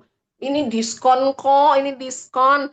Padahal suaminya lagi pusing sama urusan SPP anak gitu ya. Jadi kayak itu konflik-konflik dalam hal komunikasi gitu ya, kejujuran keuangan gitu ya. Padahal kalau saling terbuka kan saling percaya ya, gitu ya. Terus juga urusan masalah seksual, seksualitas ini memang kayak topik tabu ya gitu ya. Padahal harusnya enggak, apalagi udah nikah ya nggak? Udah bukan hal tabu lagi nih. Maksudnya apa yang perlu malu sih? Ya maksudnya kita di depan pasangannya udah buka-bukaan ya nggak Bu?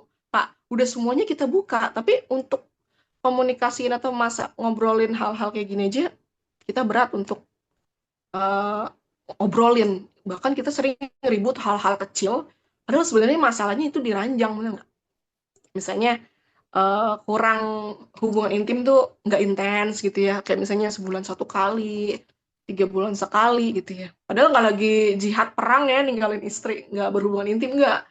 Tapi karena memang nggak aja gitu. Misalnya istri nolak HB karena misalnya dia lagi hatinya tuh lagi sakit gitu ya. Kenapa? Karena misalnya si bapak hari itu lagi ngeselin menurut dia. Tapi suami mikirnya, ih kok ditolak ya? Berarti kayak dia udah gak cinta deh sama saya. Gitu. Jadi suami tuh gak ngerti cara ngerespon penolakannya gimana. Akhirnya merasa ditolak, malah ngambek, malah cari pelarian. Padahal solusinya kan segampang itu ya harusnya ya ngobrol gitu. Tanya kebutuhannya apa gitu ya. Kamu kenapa gitu ya. Tanpa mesti saling nyudutin gitu. Terus yang masalah berikutnya misalnya kayak keterlibatan pihak ketiga, sebutlah misalnya keluarga besar gitu ya. Mertua nginep 3 hari doang, tapi ributnya bisa sampai kita 3 minggu gitu ya. Istrinya kesel karena suaminya nurut banget sih sama ibunya, apa-apa nurutin emaknya gitu ya. Sementara omongan saya nomor sekian gitu, aku tuh nikahnya sama kamu loh, bukan sama ibu kamu gitu ya. Dan suaminya juga malah balas marah karena istrinya kok susah akrab sih sama ibunya, ribut mulu. Kamu tuh nggak pernah ya ada usaha deket sama ibu aku, wah nggak ketemu itu ya. Jadi ya orang tua harus dihormatin, tapi pasangan kita tetap prioritas ya, dan suami harus menjadi penengahnya tentunya. Dan masalah berikutnya yang banyak KDRT ya. Jadi kalau ada yang nyakitin kamu ya, baik laki atau perempuan, ada aja KDRT ya. Itu bukan pasangan ya. Kalau ada yang orang nyakitin kita mulu, itu bukan kekasih, itu pelaku kekerasan ya, kriminal. Suami pukul istri, terus abis pukul istri sampai bengap, minta maaf, sambil bawa martabak misalnya. Atau istrinya suka ngelempar-lempar barang tiap marah, tiap terus sambil ngomong, itu soalnya kamu nyebelin kayak gitu ya. Jadi sayang itu ya nggak nyakitin fisik atau mental ya harusnya ya. Kalau udah nyakitin harusnya dihentikan gitu ya, bukan dimaklumin. Jadi insya Allah semua masalah mah, semua konflik tuh bisa diselesaikan, bisa diurai lah kalau saling paham akar masalahnya gitu. Jadi dalam konflik rumah tangga kita perbaiki komunikasi kita dengan apa? Misalnya dengan mendengarkan tanpa nyela. Dengar aja dulu gitu ya. Kalau pasangan kita cerita, dengar dulu, jangan buru-buru kasih solusi. Karena nggak melulu yang kita butuhin tuh solusi. Cuma butuh kuping aja gitu ya. Terus bertanya sebelum berasumsi, sebelum overthinking, udah nanya aja, kamu kenapa diem? Kamu kenapa mas diem? Lebih enak kayak gitu nanya ketimbang kamu pasti lagi kesel ya sama aku gitu. Kamu tuh keselan mulu deh. Nggak menyelesaikan itu jadi konflik padahal hal sepele karena kita nggak nanya, nggak pakai cara baik-baik, akhirnya malah ribut gitu ya. Terus jawabnya pakai hati, bukan nada yang tinggi gitu. Aku ngerti kamu capek, yaudah yuk kita keliling yuk, motoran yuk, yang ngebaso yuk gitu. Itu lebih enak kan ya ketimbang ya kamu sih gitu melulu gitu ya, kamunya sih gitu terus gitu. Itu malah nggak menyelesaikan masalah, cuma karena satu kalimat bisa jadi ribut. Fokus pada solusi ya, bukan saling nyalahin. Kita bisa atur, jadi kita pikirin deh nih gimana nih utang-utang kamu selesai gitu, kita pikirin gitu ya caranya. Atau misalnya uang habis mulu ya, udah kita gimana nih nanti pembagian keuangannya siapa yang megang ya gitu ya. Lebih enak gitu ngomong ketimbang ini gara-gara kamu boros nih mah gitu ya.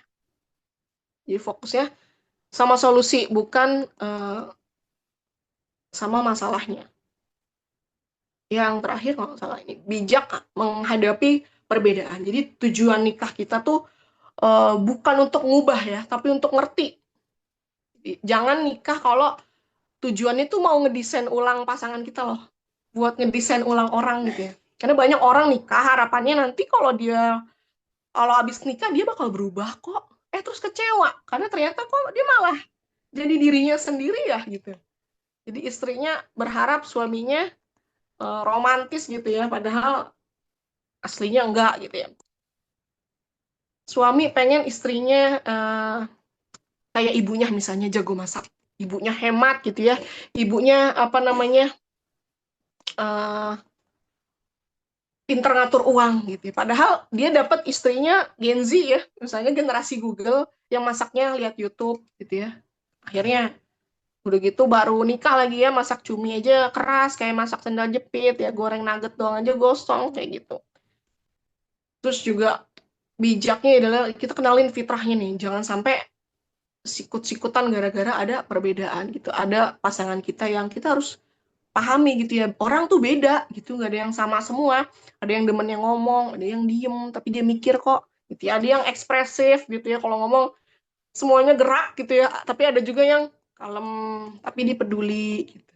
Suami jadi ya, pendiam bukan berarti nggak cinta kok Bu gitu ya. Ya nggak? Bapak diem bukan karena nggak cinta, ya Bapak bisa jadi mengungkapkan rasa cintanya lewat antar jemput ibu tiap hari gitu ya, nggak mesti lewat apa namanya ekspresi yang muka yang ekspresif gitu, atau istri cerewet bukan berarti nyebelin gitu ya.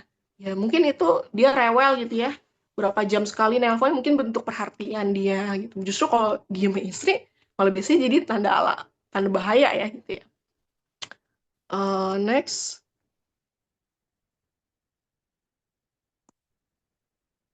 bijak hadapi, jadi kita juga ikhlas menerima hal yang nggak bisa kita ubah ya. Ya udah ikhlas gitu ya, kan orang tuh beda-beda ya. Kalau kamu nggak bisa ubah kebiasaan pasangan kita, ya udah ubah cara kita menyikapi dia. Ya udah ikhlas gitu ya. Misalnya istri nggak bisa masak yang enak-enak, ya udah jangan bandingin sama ibu kita. Ya udah bantu aja belajar bareng, atau ya udah kalau emang bener-bener nggak enak mulu nih orang gitu ya, ya udah catering gitu.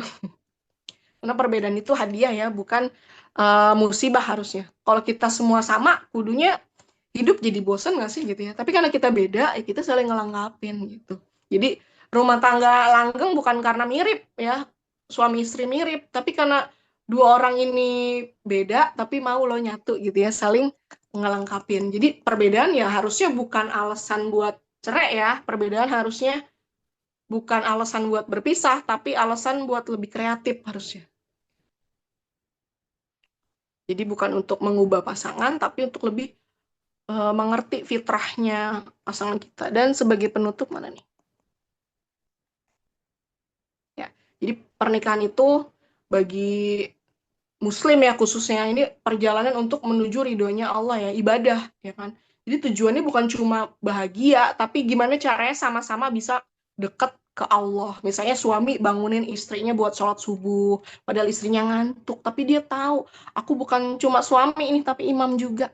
Atau istri ngasih makan suami bukan karena takut diomelin kalau nggak masak nanti disindir, bukan, tapi karena tahu kalau setiap suapan yang ibu masak ke mulut suami itu pahala gitu ya, karena diniatinnya ibadah. Jadi pernikahan itu bisa jadi ladang sabar kita, ladang syukur kita. Dan ridho Allah itu seringnya datangnya lewat ujian, benar nggak? Dan siapa yang paling bikin kita belajar untuk melalui ujian ini? Siapa yang paling bikin kita belajar untuk bersabar? Siapa yang bikin kita untuk bersyukur ya? Pasangan kita. Ya, suami pulang misalnya bawa duitnya pas-pasan, rezekinya pas-pasan. Istrinya tapi tetap nyambut, senyum, bilang alhamdulillah, yang penting halal, Pak, yang penting barokah. Atau istrinya capek karena ngurus anak, ngurus suami, ya suaminya nggak marah, tapi bilang, ya udah Bu, istirahat dulu deh, nanti Bapak bantuin habis Bapak istirahat gitu ya. Di ridha Allah bisa hadir gitu ya saat kita tetap bisa baik gitu. Padahal kita bisa marah loh, kalau suami ngegas gitu, kita bisa marah loh. Tapi kita tetap baik gitu ya. Insya Allah, ridha Allah itu hadir saat seperti itu. Kita tetap bersyukur, padahal kita bisa loh ngeluh. Kayak, lu sehari-hari kok duit dikit mulu sih dikasih gitu. Bisa ngeluh, tapi kita tetap bersyukur. Insya Allah itu ridha Allah datang pada rumah tangga kita. Dan kita terus berupaya untuk kerjasama untuk menuju surganya Allah ya nggak. Istri ngingetin suaminya jangan nunda-nunda sholat Pak, suaminya nggak tersinggung ya, malah bilang makasih ya udah ingetin, aku butuh itu. Atau suaminya ajak istrinya untuk datang ke pengajian, kajian bareng. Jadi kalau tujuan nikah kita cuma biar nggak kesepian, biar nggak ini, biar nggak itu, urusan-urusan dunia itu kamu akan kecewa ya. Kita tuh akan kecewa gitu. Tapi kalau tujuannya ridho Allah, insya Allah kita bakal kuat. Bahkan waktu kita lagi sedih, waktu kita lagi susah, kita lagi kesepian gitu ya, suami gimana gimana. Karena kita tahu kalau air mata kita, capeknya kita, sabarnya kita ini akan Allah tulis sebagai amal baik.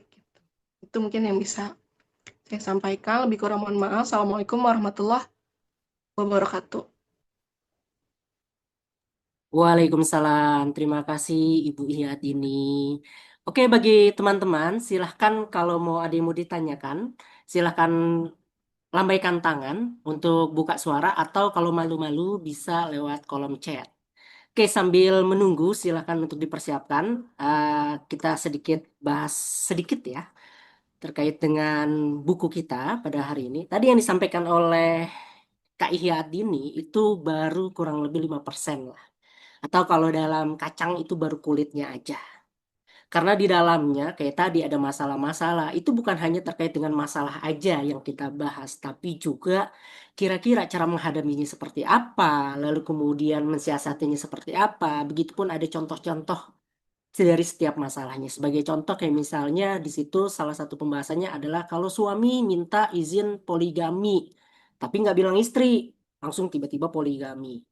Nah, kira-kira yang akan dihadapin sama pasangan itu responnya seperti apa, dari suaminya seperti apa, istrinya seperti apa, dan cara menghadapinya seperti apa, kemungkinan yang akan terjadi itu seperti apa, itu dibahas di situ juga. Lalu juga terkait dengan misalnya kayak tadi, kalau teman-teman tadi terkait dengan bahasa bahasa cinta ya, terkait dengan bahasa cinta. Kalau teman-teman pengen coba pengen tahu bahasa cinta saya itu apa sih? Kayak gimana sih? Tadi nggak disampaikan dalam slide tadi. Nah, di situ juga ada akses untuk tesnya, tes online-nya. Jadi, Bapak Ibu, kakak adik, semuanya nanti bisa tes. Kayak saya ini dominan yang mana sih dari semua bahasa cinta itu, gitu ya.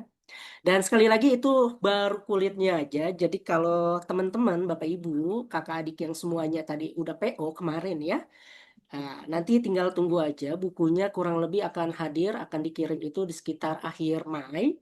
Dan untuk yang belum sempat untuk membeli bukunya, khusus untuk peserta spesial webinar pada hari ini, hanya untuk hari ini ya, karena nextnya itu nunggu promo-promo tertentu pada event-event tertentu, atau ya beli secara normal. Untuk PO yang melakukan PO khusus hari ini, khusus juga untuk peserta webinar hari ini, ada diskon 12% dari 125.000 menjadi 110.000 aja. Ditambah juga ada subsidi ongkir 10.000. Jadi untuk area Jabodetabek, ya itu akan dihitung gratis ongkirnya. Dan tentunya ada juga bonus gantungan kunci, yaitu gantungan kunci bukan sekedar menikah. Pemesanannya bisa lewat link di yang tertampil ya, atau nanti di grup, atau nanti di chat di bit.ly/PO strip BSN, dan pengiriman akhir bulan Mei 2025. Dan kita juga ada kesempatan untuk menjadi afiliator. Jadi kalau Bapak Ibu, kakak adik yang ingin mendapatkan penghasilan tambahan dari setiap pembelian, ada yang beli melalui kakak, adik, Bapak, Ibu, Mas, Mbak, itu bisa dapat komisi 10%. Nanti akan dikasih kode afiliatornya. Jadi setiap share, nanti kalau ada yang mau beli melalui sharean dari Bapak Ibu, kakak adik, dan juga Mas Mbak ya, itu nanti akan dapat komisi 10% yang akan ditransfer ke rekening yang terdaftar ya. Dan juga akan dimasukkan ke dalam grup afiliator dan mendapatkan tips-tips untuk menjadi afiliator itu seperti apa. Kalau ingin mendaftar, ingin mendapatkan penghasilan tambahan dari rumah tanpa harus ada modal, silahkan hubungi admin di 0878 9010 dan 0820. Lalu juga untuk kakak, adik, mas, mbak, abang, empok ya, dan bapak ibu, juga ada kesempatan untuk reseller. Komisi itu 10-30%. 10% itu kalau minimal membeli 5 buku, 15% kalau membeli 10 buku, 20% itu kalau membeli itu 25 buku, dan seterusnya. Sama untuk menjadi reseller, karena kenapa? Ini nggak dijual di toko buku ya. Karena kita pengen ada pendekatan yang lebih spesial dari kita, karena kalau kita melalui penerbit umum dan di toko buku itu kita minim untuk kesempatan untuk berinteraksi sama pembaca-pembaca kita. Jadi silahkan, ini kesempatan bagus luar biasa untuk semuanya yang ingin mendapatkan penghasilan lebih. Jadi sekali lagi ini tidak ada di toko buku ya. Toko buku kayak Gramedia, kalau dulu ada namanya Gunung Agung dan lain sebagainya, ini buku ini tidak ada. Jadi hanya dijual secara online melalui semuanya sistem jaringan kita. Jadi nggak mungkin mereka bisa dapat buku ini di toko buku resmi. Dan nggak usah khawatir, buku ini juga sudah terdaftar di ISBN dan sudah resmi juga, sudah ada juga terdaftar di ISBN. Nanti bisa dicek di buku yang telah sampai ke semuanya.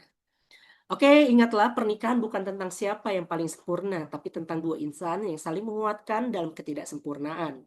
Selama masih ada doa yang dipanjatkan dan tangan yang tetap digenggam erat, tak ada badai yang tak bisa dilalui. Teruslah melangkah bersama, karena cinta yang diperjuangkan dalam ridha Allah akan selalu menemukan jalannya menuju kebahagiaan sejati. Kurang lebih, teman-teman, Bapak, Ibu, Mas, Mbak, dan juga Abang Empok, nggak usah khawatir tadi kayaknya penyampaiannya kayaknya agak-agak berat gitu ya. Tapi tenang aja, yang ada di buku itu akan jauh lebih mudah dicerna, akan jauh lebih enak dibaca. Jadi bahasanya agak lebih simpel dan agak motivatif gitu. Jadi sekaya kita berbicara sama pembaca kita gitu. Oke, kita langsung aja ke sesi pertanyaan. Silahkan yang ingin bertanya, silahkan di kolom chat ya. Oke, dari Karisa. Karisa, ada orangnya Karisa? Karisa mau dibacakan atau mau menyampaikan sendiri? Halo Karisa. Tuh, sepertinya. Oke. Tuh ada chat. Ada, iya Kak. Oh ini ganti nomor. Boleh, kalau mau menyampaikan sendiri boleh diaktifkan mikrofonnya, dipersilahkan.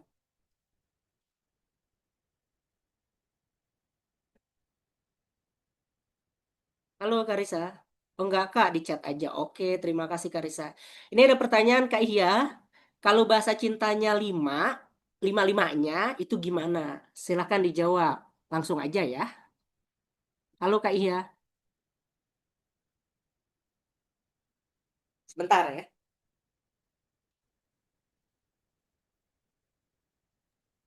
Iya, terus minum. Ada pertanyaan tuh. Kalau bahasa cintanya ada lima-limanya gimana tuh? Mungkin nggak gitu ya kalau semuanya ada ya.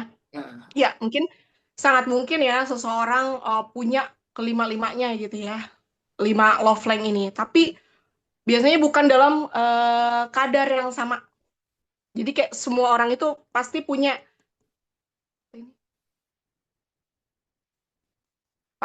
satu gitu ya, atau dua gitu ya yang kita suka gitu ya. Tapi eh, bisa tetap ngerespon positif ke semuanya. Misalnya kayak makanan deh, kamu suka nasi, kamu suka sayur, kamu suka ayam, ayam gitu ya, suka juga pakai sambal. Tapi mungkin sambal lah yang bikin kamu mau nambah ketika makan.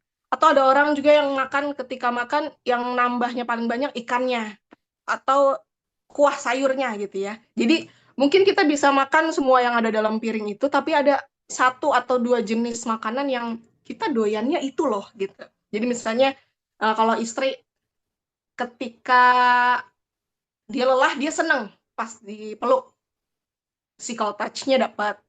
Ketika suami bilang kamu hebat banget hari ini, ya, si istri akan merasa dihargain gitu. Itu word of affirmation-nya ada.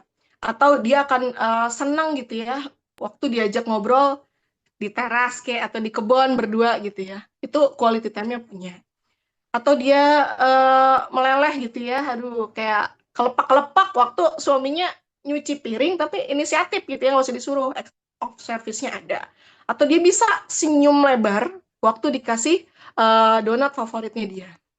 Tapi biasanya yang paling nyentuh hatinya gitu ya, biasanya cuma 1 sampai 2 jenis. Ya. Kenapa ini jadi penting? Karena kalau kita mencintai pasangan kita pakai bahasa cinta yang bukan dominannya dia, bukan prioritasnya dia, dia mungkin tetap ngerasa dihargain.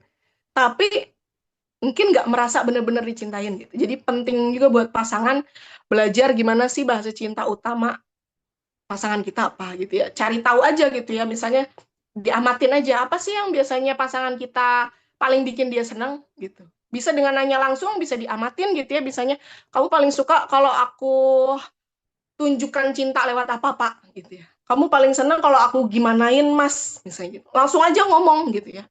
Atau perhatiin kayak apa yang paling dia sering keluhin gitu ya. Itu petunjuk loh. Itu petunjuk kalau kebutuhannya belum dipenuhin gitu ya. Apa yang paling dia sering keluhin kayak gitu. Mungkin itu. Jadi bisa aja tapi pasti ada 1 2 jenis yang lebih dominan. Oke, terima kasih Kak Iya. Nah, teman-teman bisa lihat di kolom chat di situ saya juga lampirkan salah satu website yang dia bisa diakses untuk tes dominasi mana yang bahasa cinta yang kita miliki. www.fivelanguage.com. Silakan dites. Sekali lagi betul tadi ya bahwa kita punya semuanya tapi yang lebih dominan yang paling sering kita paling hargai dari semua bahasa cinta itu dan kita diberikan yang bahasa cinta yang mana itu pasti ada yang lebih dominan. Ya, oke terima kasih Kak Risa. Mungkin sudah cukup ya untuk Kak Risa ya. Semoga terjawab. Untuk selanjutnya pertanyaan berikutnya Kak Ihya. Apa nih? Dari Mbak Irma. Mbak Irma mau dibacakan atau mau menyampaikan? Mbak Irma Diana, dibacakan ya. Oke, kita bacakan aja ya yang di kolom chat ya. Semuanya ya. Dari Mbak Irma Diana, Uma izin bertanya bagaimana cara seorang perempuan mengetahui dan yakin bahwa lelaki yang sedang ta'aruf dengannya adalah imam yang baik untuk kehidupan rumah tangganya. Silakan Kak Iya. Di mana dia bisa yakin itu laki bisa jadi imam yang baik? Imam yang baik ya. Berarti konteksnya adalah kita tahu kita bisa lihat dia sebagai sosok yang baik ya atau soleh dari segi spiritualnya iya, religiusnya iya ya. Jadi kedua hal itu beda. Kalau religius itu lebih kepada sifatnya yang zohir, ya yang kelihatan. Spiritual juga seringkali kelihatan sih. Misalnya kalau religius tuh sholatnya ke masjid gitu.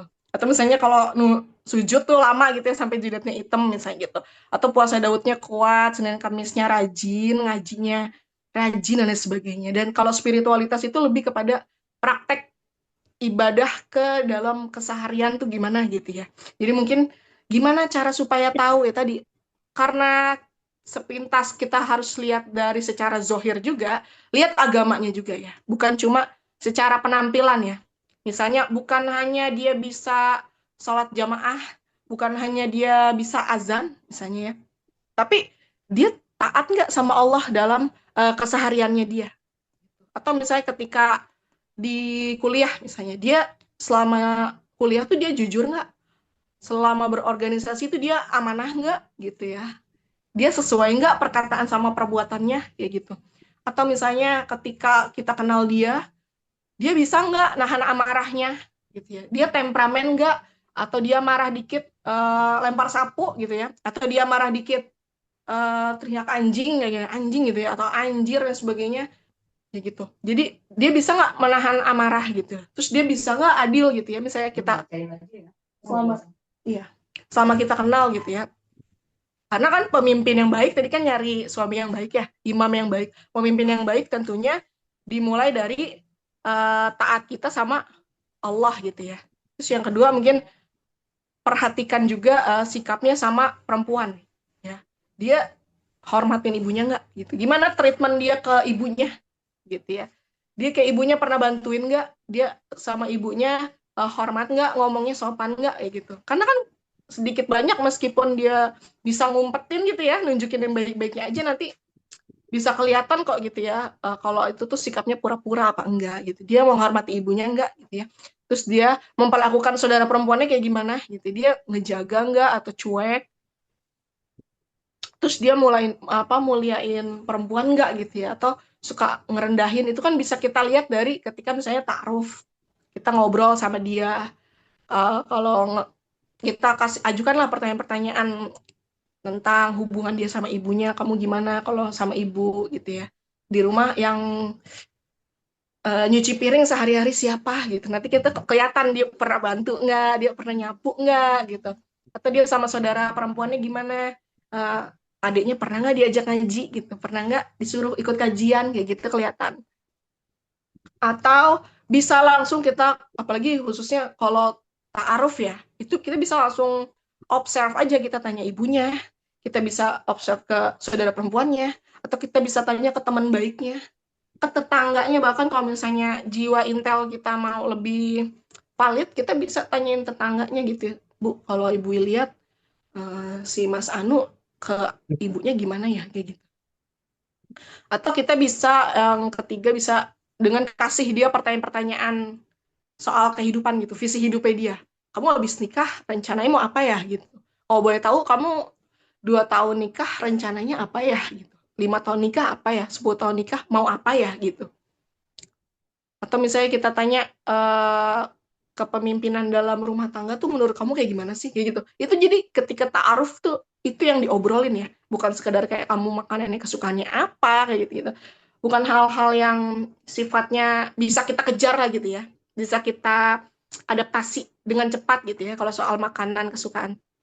Tapi kalau kayak visi hidup itu kan berarti udah dia bawa kan sejak eh, mau ke jenjang pernikahan tuh dia bawa gitu, udah menjadi cara berpikirnya dia, udah jadi mindsetnya dia. Makanya itu yang lebih penting gitu ya, ketika ta'aruf, ajukan pertanyaan-pertanyaan yang sifatnya kayak visi hidup gitu ya, apa yang kamu prioritasin, misalnya pekerjaan atau keluarga gitu. Nanya lah banyak, jawaban-jawaban ini nanti yang akan nunjukin dia calon ya imam atau kayak ya suami-suami awam pada umumnya gitu, suami-suami yang biasa gitu.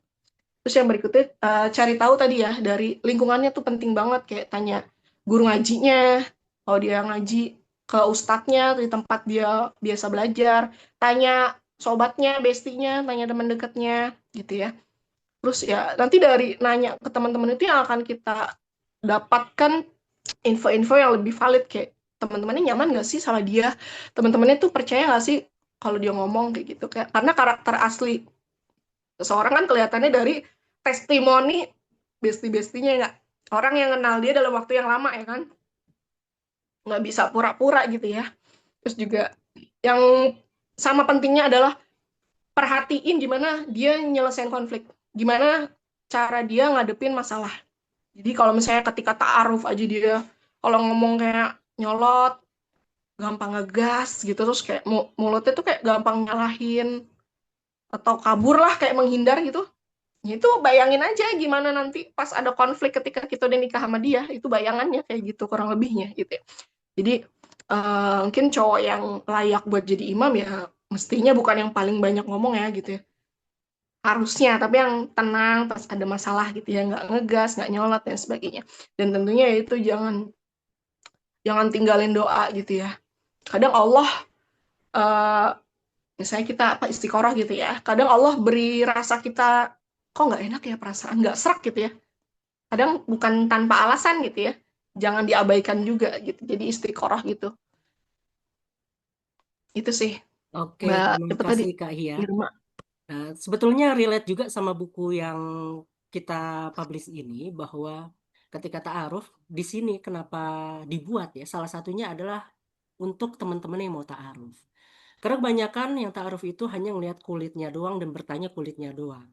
Dia tidak memahami juga karakter laki-laki seperti apa, imam seperti apa, lalu juga dia nggak tahu bahasa cinta pasangannya itu seperti apa, lalu kemudian juga terkait dengan latar belakang. Nah, di buku Bukan Sekedar Menikah ini bisa jadi modal untuk teman-teman semua, Bapak Ibu semua, untuk bisa bagaimana mencari menantu soleh ataupun pasangan yang soleh. Begitupun yang soleha juga seperti itu. Mulai dari karakternya seperti apa, lalu kemudian juga latar belakang masalahnya seperti apa, dan lain sebagainya. Sebagai contoh di buku halaman 187 terkait dengan pola asuh, itu ada bimbingan terkait dengan gimana sih pertanyaan-pertanyaan yang kira-kira kita bisa gali lebih dalam terkait dengan latar belakang mereka. Ini sedikit saya sampaikan ya. Kayak misalnya terkait dengan pola asuh. Bagaimana kamu menggambarkan kayak bahasa pengasuhan orang tua kamu ketika kamu masih kecil? Nah, di situ nanti dari jawaban dia, iya bapak saya tuh keras, otoriter dan lain sebagainya. Nah, teman-teman nanti bisa kurang lebih bisa memiliki gambaran, oh dia dididik seperti itu. Berarti kalau orang tuanya otoriter, pilihannya ada dua. Antara dia tidak bisa mengungkapkan apa yang dia rasakan, apa yang dia pikirkan, secara verbal maupun perbuatan nyata, atau bisa jadi kebalikannya, dia mencari korban yang lain sebagaimana dia menjadi korbannya. Nah, Bapak Ibu teman-teman bisa coba gali pasangan-pasangannya dengan pertanyaan-pertanyaan yang ada di dalam buku ini. Itu tentang pola asuh, lalu kemudian pertanyaan tentang konflik orang tua. Orang tua gimana kondisinya? Kalau berantem kayak gimana? Gimana perasaan kamu saat menyaksikan orang tua kamu bertengkar? Nah, itu dari situ nanti kita bisa lihat respon dia seperti apa dari jawaban-jawaban dia. Dan kurang lebih itu akan sedikit banyak mempengaruhi nanti tindakan dia atau respon dia kepada kita ketika kita berumah tangga. Tapi tentunya sekali lagi bukan berarti dia tidak punya kesempatan untuk berubah karena ketika menghadapi konflik itu ada namanya coping mechanism. Maksudnya apa? Setiap orang punya cara gimana caranya bisa menghadapi konflik ataupun eh, tekanan batin yang dialami. Bisa bermakna positif, bisa bermakna negatif, tergantung bagaimana dia meresponnya. Nah, oleh karena itu bisa jadi acuan untuk Bapak Ibu, teman-teman semua untuk ta'aruf, proses ta'aruf menggunakan buku-buku atau menggunakan buku Bukan Sekedar Menikah ini. Mungkin pertanyaan terakhir ya, mohon maaf semuanya, Bapak Ibu, Kakak, Mbak. Mohon maaf karena tinggal waktu kita terbatas. Kita ambil dari Bapak Amir Hussein ya. Terkait finansial, jika istri ikut membantu ekonomi suami yang diatur keuangannya juga oleh suami, apakah bisa berdampak pada fitrah psikologis masing-masing? Mungkin Kak Iya bisa bantu jawab, Kak Iya. Silahkan.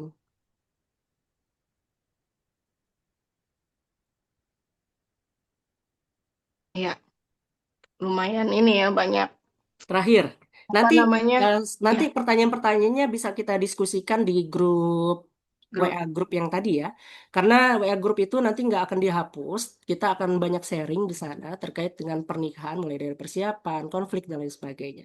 Mungkin once moment kita adakan diskusi pada waktu-waktu tertentu untuk menjawab pertanyaan-pertanyaan yang disampaikan oleh Bapak Ibu dan teman-teman semua.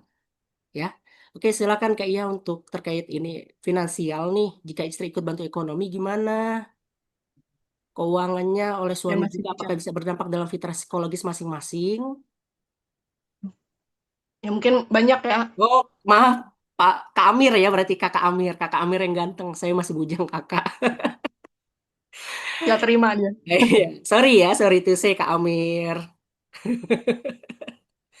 Ya, banyak ya rumah tangga zaman now gitu ya, mungkin yang ngalamin situasi kayak gini. Istri ikut bantu nyari duit gitu ya, tapi semuanya diatur sama suaminya. Jawabannya ya, iya, bisa berdampak gitu ya sama apa namanya fitrah psikologis masing-masing ya. Tapi ini balik lagi tergantung cara pengelolaannya ya.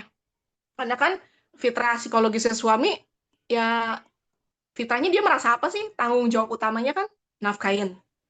Terus dia juga ngerasa berharga kan kalau dia bisa jadi donatur ya, penyedia uang gitu ya. Merasa bisa melindungi keluarga ya dengan uangnya gitu ya. Terus juga dia akan merasa mungkin terancam ya, bapak-bapak ya. Kalau istri lebih dominan ya, alpha woman itu cenderung suaminya terancam gitu ya atau merasa tertantang gitu ya kalau istrinya lebih jago nyari duit, istrinya lebih banyak penghasilannya ya. Apalagi kalau misalnya suaminya nggak dihormatin gitu ya, si istrinya suka ngejek misalnya urusan uang dan sebagainya ya, dampaknya kalau jomplang gitu ya nggak seimbang ya, suaminya bisa minder, suaminya bisa ngerasa kecil, suaminya bisa defense gitu ya, atau bisa muncul sikap dominan ya secara berlebihan dengan buat apa, buat nutupin rasa nggak berdayanya dia gitu. Kayak aku kepala keluarga tapi uangnya aku yang ngatur kayak gitu, jadi muncul rasa pengen dominasi karena apa, untuk nutupin rasa nggak berdayanya dia gitu. Terus kalau misalnya kayak tadi itu fitrahnya si laki ya, kalau fitrah psikologisnya istri, kalau perempuan kan maunya dilindungin, maunya dihargain gitu, ingin apa namanya ya, kayak setara gitu loh, emosinya tuh sama pengennya gitu, terus pengen berkontribusi ngeluarin duit tuh mau dari dompetnya, tapi dia pengen ngerasa dihargain, bukan dikendaliin gitu, bukan dikuasain. Kayak udah cari duit tapi suaminya yang megang misalnya. Kalau dampaknya nggak ada keseimbangan ya istri bisa ngerasa apa? Ya diperes ya nggak? Bisa ngerasa nggak dihargain, bisa kehilangan femininnya gitu. Atau misalnya dia jadi capek gitu ya, kayak luka gitu hatinya, kayak diem-diem akhirnya kayak kecewa sama lakinya, secara emosional udah nggak terkoneksi lagi sama lakinya. Ya oke, mungkin dia masih ngurusin suaminya, masih nyiapin makanan, ngosokin baju dan sebagainya, tapi mungkin hatinya kayak udah nggak respect gitu. Bisa jadi istrinya juga nahan apa namanya emosinya dia itu, ada yang disimpan dulu, tapi lama-lama mungkin kalau ada waktu yang pas dia akan meledak dalam bentuk apa, bisa dalam bentuk nyindir, bisa dalam bentuk cuek, dingin gitu ya, nyuek kan. Katanya yang paling serem dari sikap istri adalah diemnya gitu ya, bukan ngomel yang merepet nih, tapi diemnya, dinginnya, atau kehilangan gairah tentunya dalam pernikahannya, jadi nggak kayak ya udah, kayak udah dingin, nikah ya nikah tapi ketika menjalani udah nggak respect gitu ya. Jadi solusinya bukan siapa yang atur duit kali ya, tapi gimana uang itu diatur tapi dengan dikomunikasiin dan penghargaannya jelas gitu, ada penghargaan gitu, misalnya kayak kalau punya dana pribadi masing-masing, meskipun si ibu ikut nyumbang gitu ya, masing-masing harus pegang duit masing-masing gitu. Jadi si bapak berapa, si ibu berapa. Jadi uang bapak mungkin jangan langsung, misalnya gaji 5 juta, ibu jangan lima-limanya gitu ya. Kan si bapak juga perlu ya urusan pribadi ya nggak? Urusan pribadinya apa ya terserah bapak, sebagaimana ibu terserah ibu ya, mau beli jajanan kek, mau beli tas kek, mau beli sepatu gitu ya. Punya dana pribadi masing-masing sih, meskipun ibu ikut nyumbang gitu. Atau punya dana bareng-bareng, tapi itu sepakatin nih dananya buat apa nih bareng-bareng, untuk keperluan bersama nih gitu.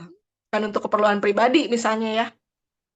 Terus juga kayak peran ya udah dibagi dengan jelas gitu ya di awal gitu. Misalnya kayak aku ikut bantu deh cari uang, tapi ini bukan karena ini kewajiban aku ya Mas gitu. Tapi ini karena rasa sayang aku sama kamu gitu. Aku mau bantuin kamu merintis misalnya. Tapi aku juga mau ya dilibatin pas ngelola uangnya gitu. Karena aku juga mau dihargain gitu. Gitu sih. Jadi kayak suka obrolin misalnya kayak sebulan sekali kayak gitu ya, evaluasi kayak keuangan keluarganya, kok ini kok kita kerja berdua tapi uangnya kok ini ya habis mulu misalnya kayak gitu. Jadi evaluasi, oh ternyata kamu terlalu banyak jajan check out Shopee kayak gitu misalnya. Atau apa namanya? Jadi hubungan kita bukan kayak suami bosnya, bini tuh apa bawahan anak buah bukan, tapi partner gitu ya. Karena partner ya udah keuangannya bareng-bareng lagi kan, ya udah omongin baiknya gimana nih kayak gitu. Jadi ya rumah tangga intinya bukan siapa yang pegang uang ya, tapi uang itu bisa bikin kita makin terkoneksi nggak, bikin kita makin sayang nggak, atau malah duit itu malah makin membuat kita jauh hatinya gitu ya. Itu kali ya. Jadi pengaturan uangnya sih gitu ya. Oke, Pengaturan terima uangnya kasih. jangan sampai mengganggu fitrah masing-masing kita gitu. Oke, terima kasih Kak Hia. Intinya dari jawabannya tadi bahwa fitrah itu ya bisa jadi bergeser gitu ya. Karena yang namanya fitrah kan bisa berganti. Kayak misalnya laki-laki akhirnya dia harusnya menjadi seorang laki-laki, tapi karena dia misalnya dipotong lah kemaluannya lalu menjadi seorang perempuan dan lain sebagainya, itu kan keluar dari fitrah juga. Atau misalnya yang seharusnya laki-laki misalnya jadi pemimpin rumah tangga, tapi kemudian dia malah pengennya angkat-angkat kaki dan lain sebagainya, itu kan juga keluar dari fitrah juga ya. Nah, intinya semuanya itu perlu dikomunikasikan untuk kebaikan bersama. Tidak ada imam, kalau dalam buku itu dijelaskan bahwa laki-laki memang imam, tapi bukan berarti dia berwenang otoriter mengendalikan semuanya. Yang namanya imam itu adalah pemimpin. Pemimpin itu menggerakkan bukan karena paksaan, tapi karena sukarela orang yang dipimpinnya. Gimana caranya? Yaitu dengan cara komunikasi yang lebih baik, lalu kemudian pengertian lebih baik, dan memahami satu sama lain yang lebih baik. Oke, mungkin itu ya. Terima kasih Kak Hia. Terakhir dari saya, mohon maaf kepada Bapak Ibu semuanya, teman-teman semuanya. Mohon maaf pertanyaan-pertanyaan yang nggak bisa kami jawab. Jadi untuk sementara kita cukupkan dulu, nanti akan ada diskusi-diskusi di grup WA-nya sekali lagi. Dan untuk Bapak Ibu semuanya, sekali lagi terima kasih yang banyak dan sampaikan nanti sampai nanti bukunya itu selesai dicetak dan akan dikirimkan segera. Ya, nanti akan saya share terkait dengan bukunya, samplingnya sampai bab satu, mulai dari daftar isi dan juga sampai bab satunya, dan bagaimana nanti cara membacanya, kelihatan enak atau enggak, nyaman atau enggak, ini nanti putuskan ketika saya share di grup WA itu. Oke, mungkin mohon izin kepada Bapak Ibu semuanya, kita foto bareng kali ya. Boleh diaktifkan cam-nya untuk kita bisa foto bersama. Dipersilahkan untuk Bapak Ibu semuanya untuk diaktifkan kameranya. Kita foto bersama sama Kak Ihya. Boleh dinyalain semuanya, Pak Amir, Pak Irham, Mbak Pipa,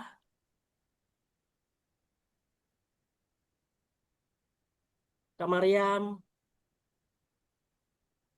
Oke, wah cantik-cantik dan ganteng-ganteng nih. Kak Iyam gimana kabarnya Kak Iyam?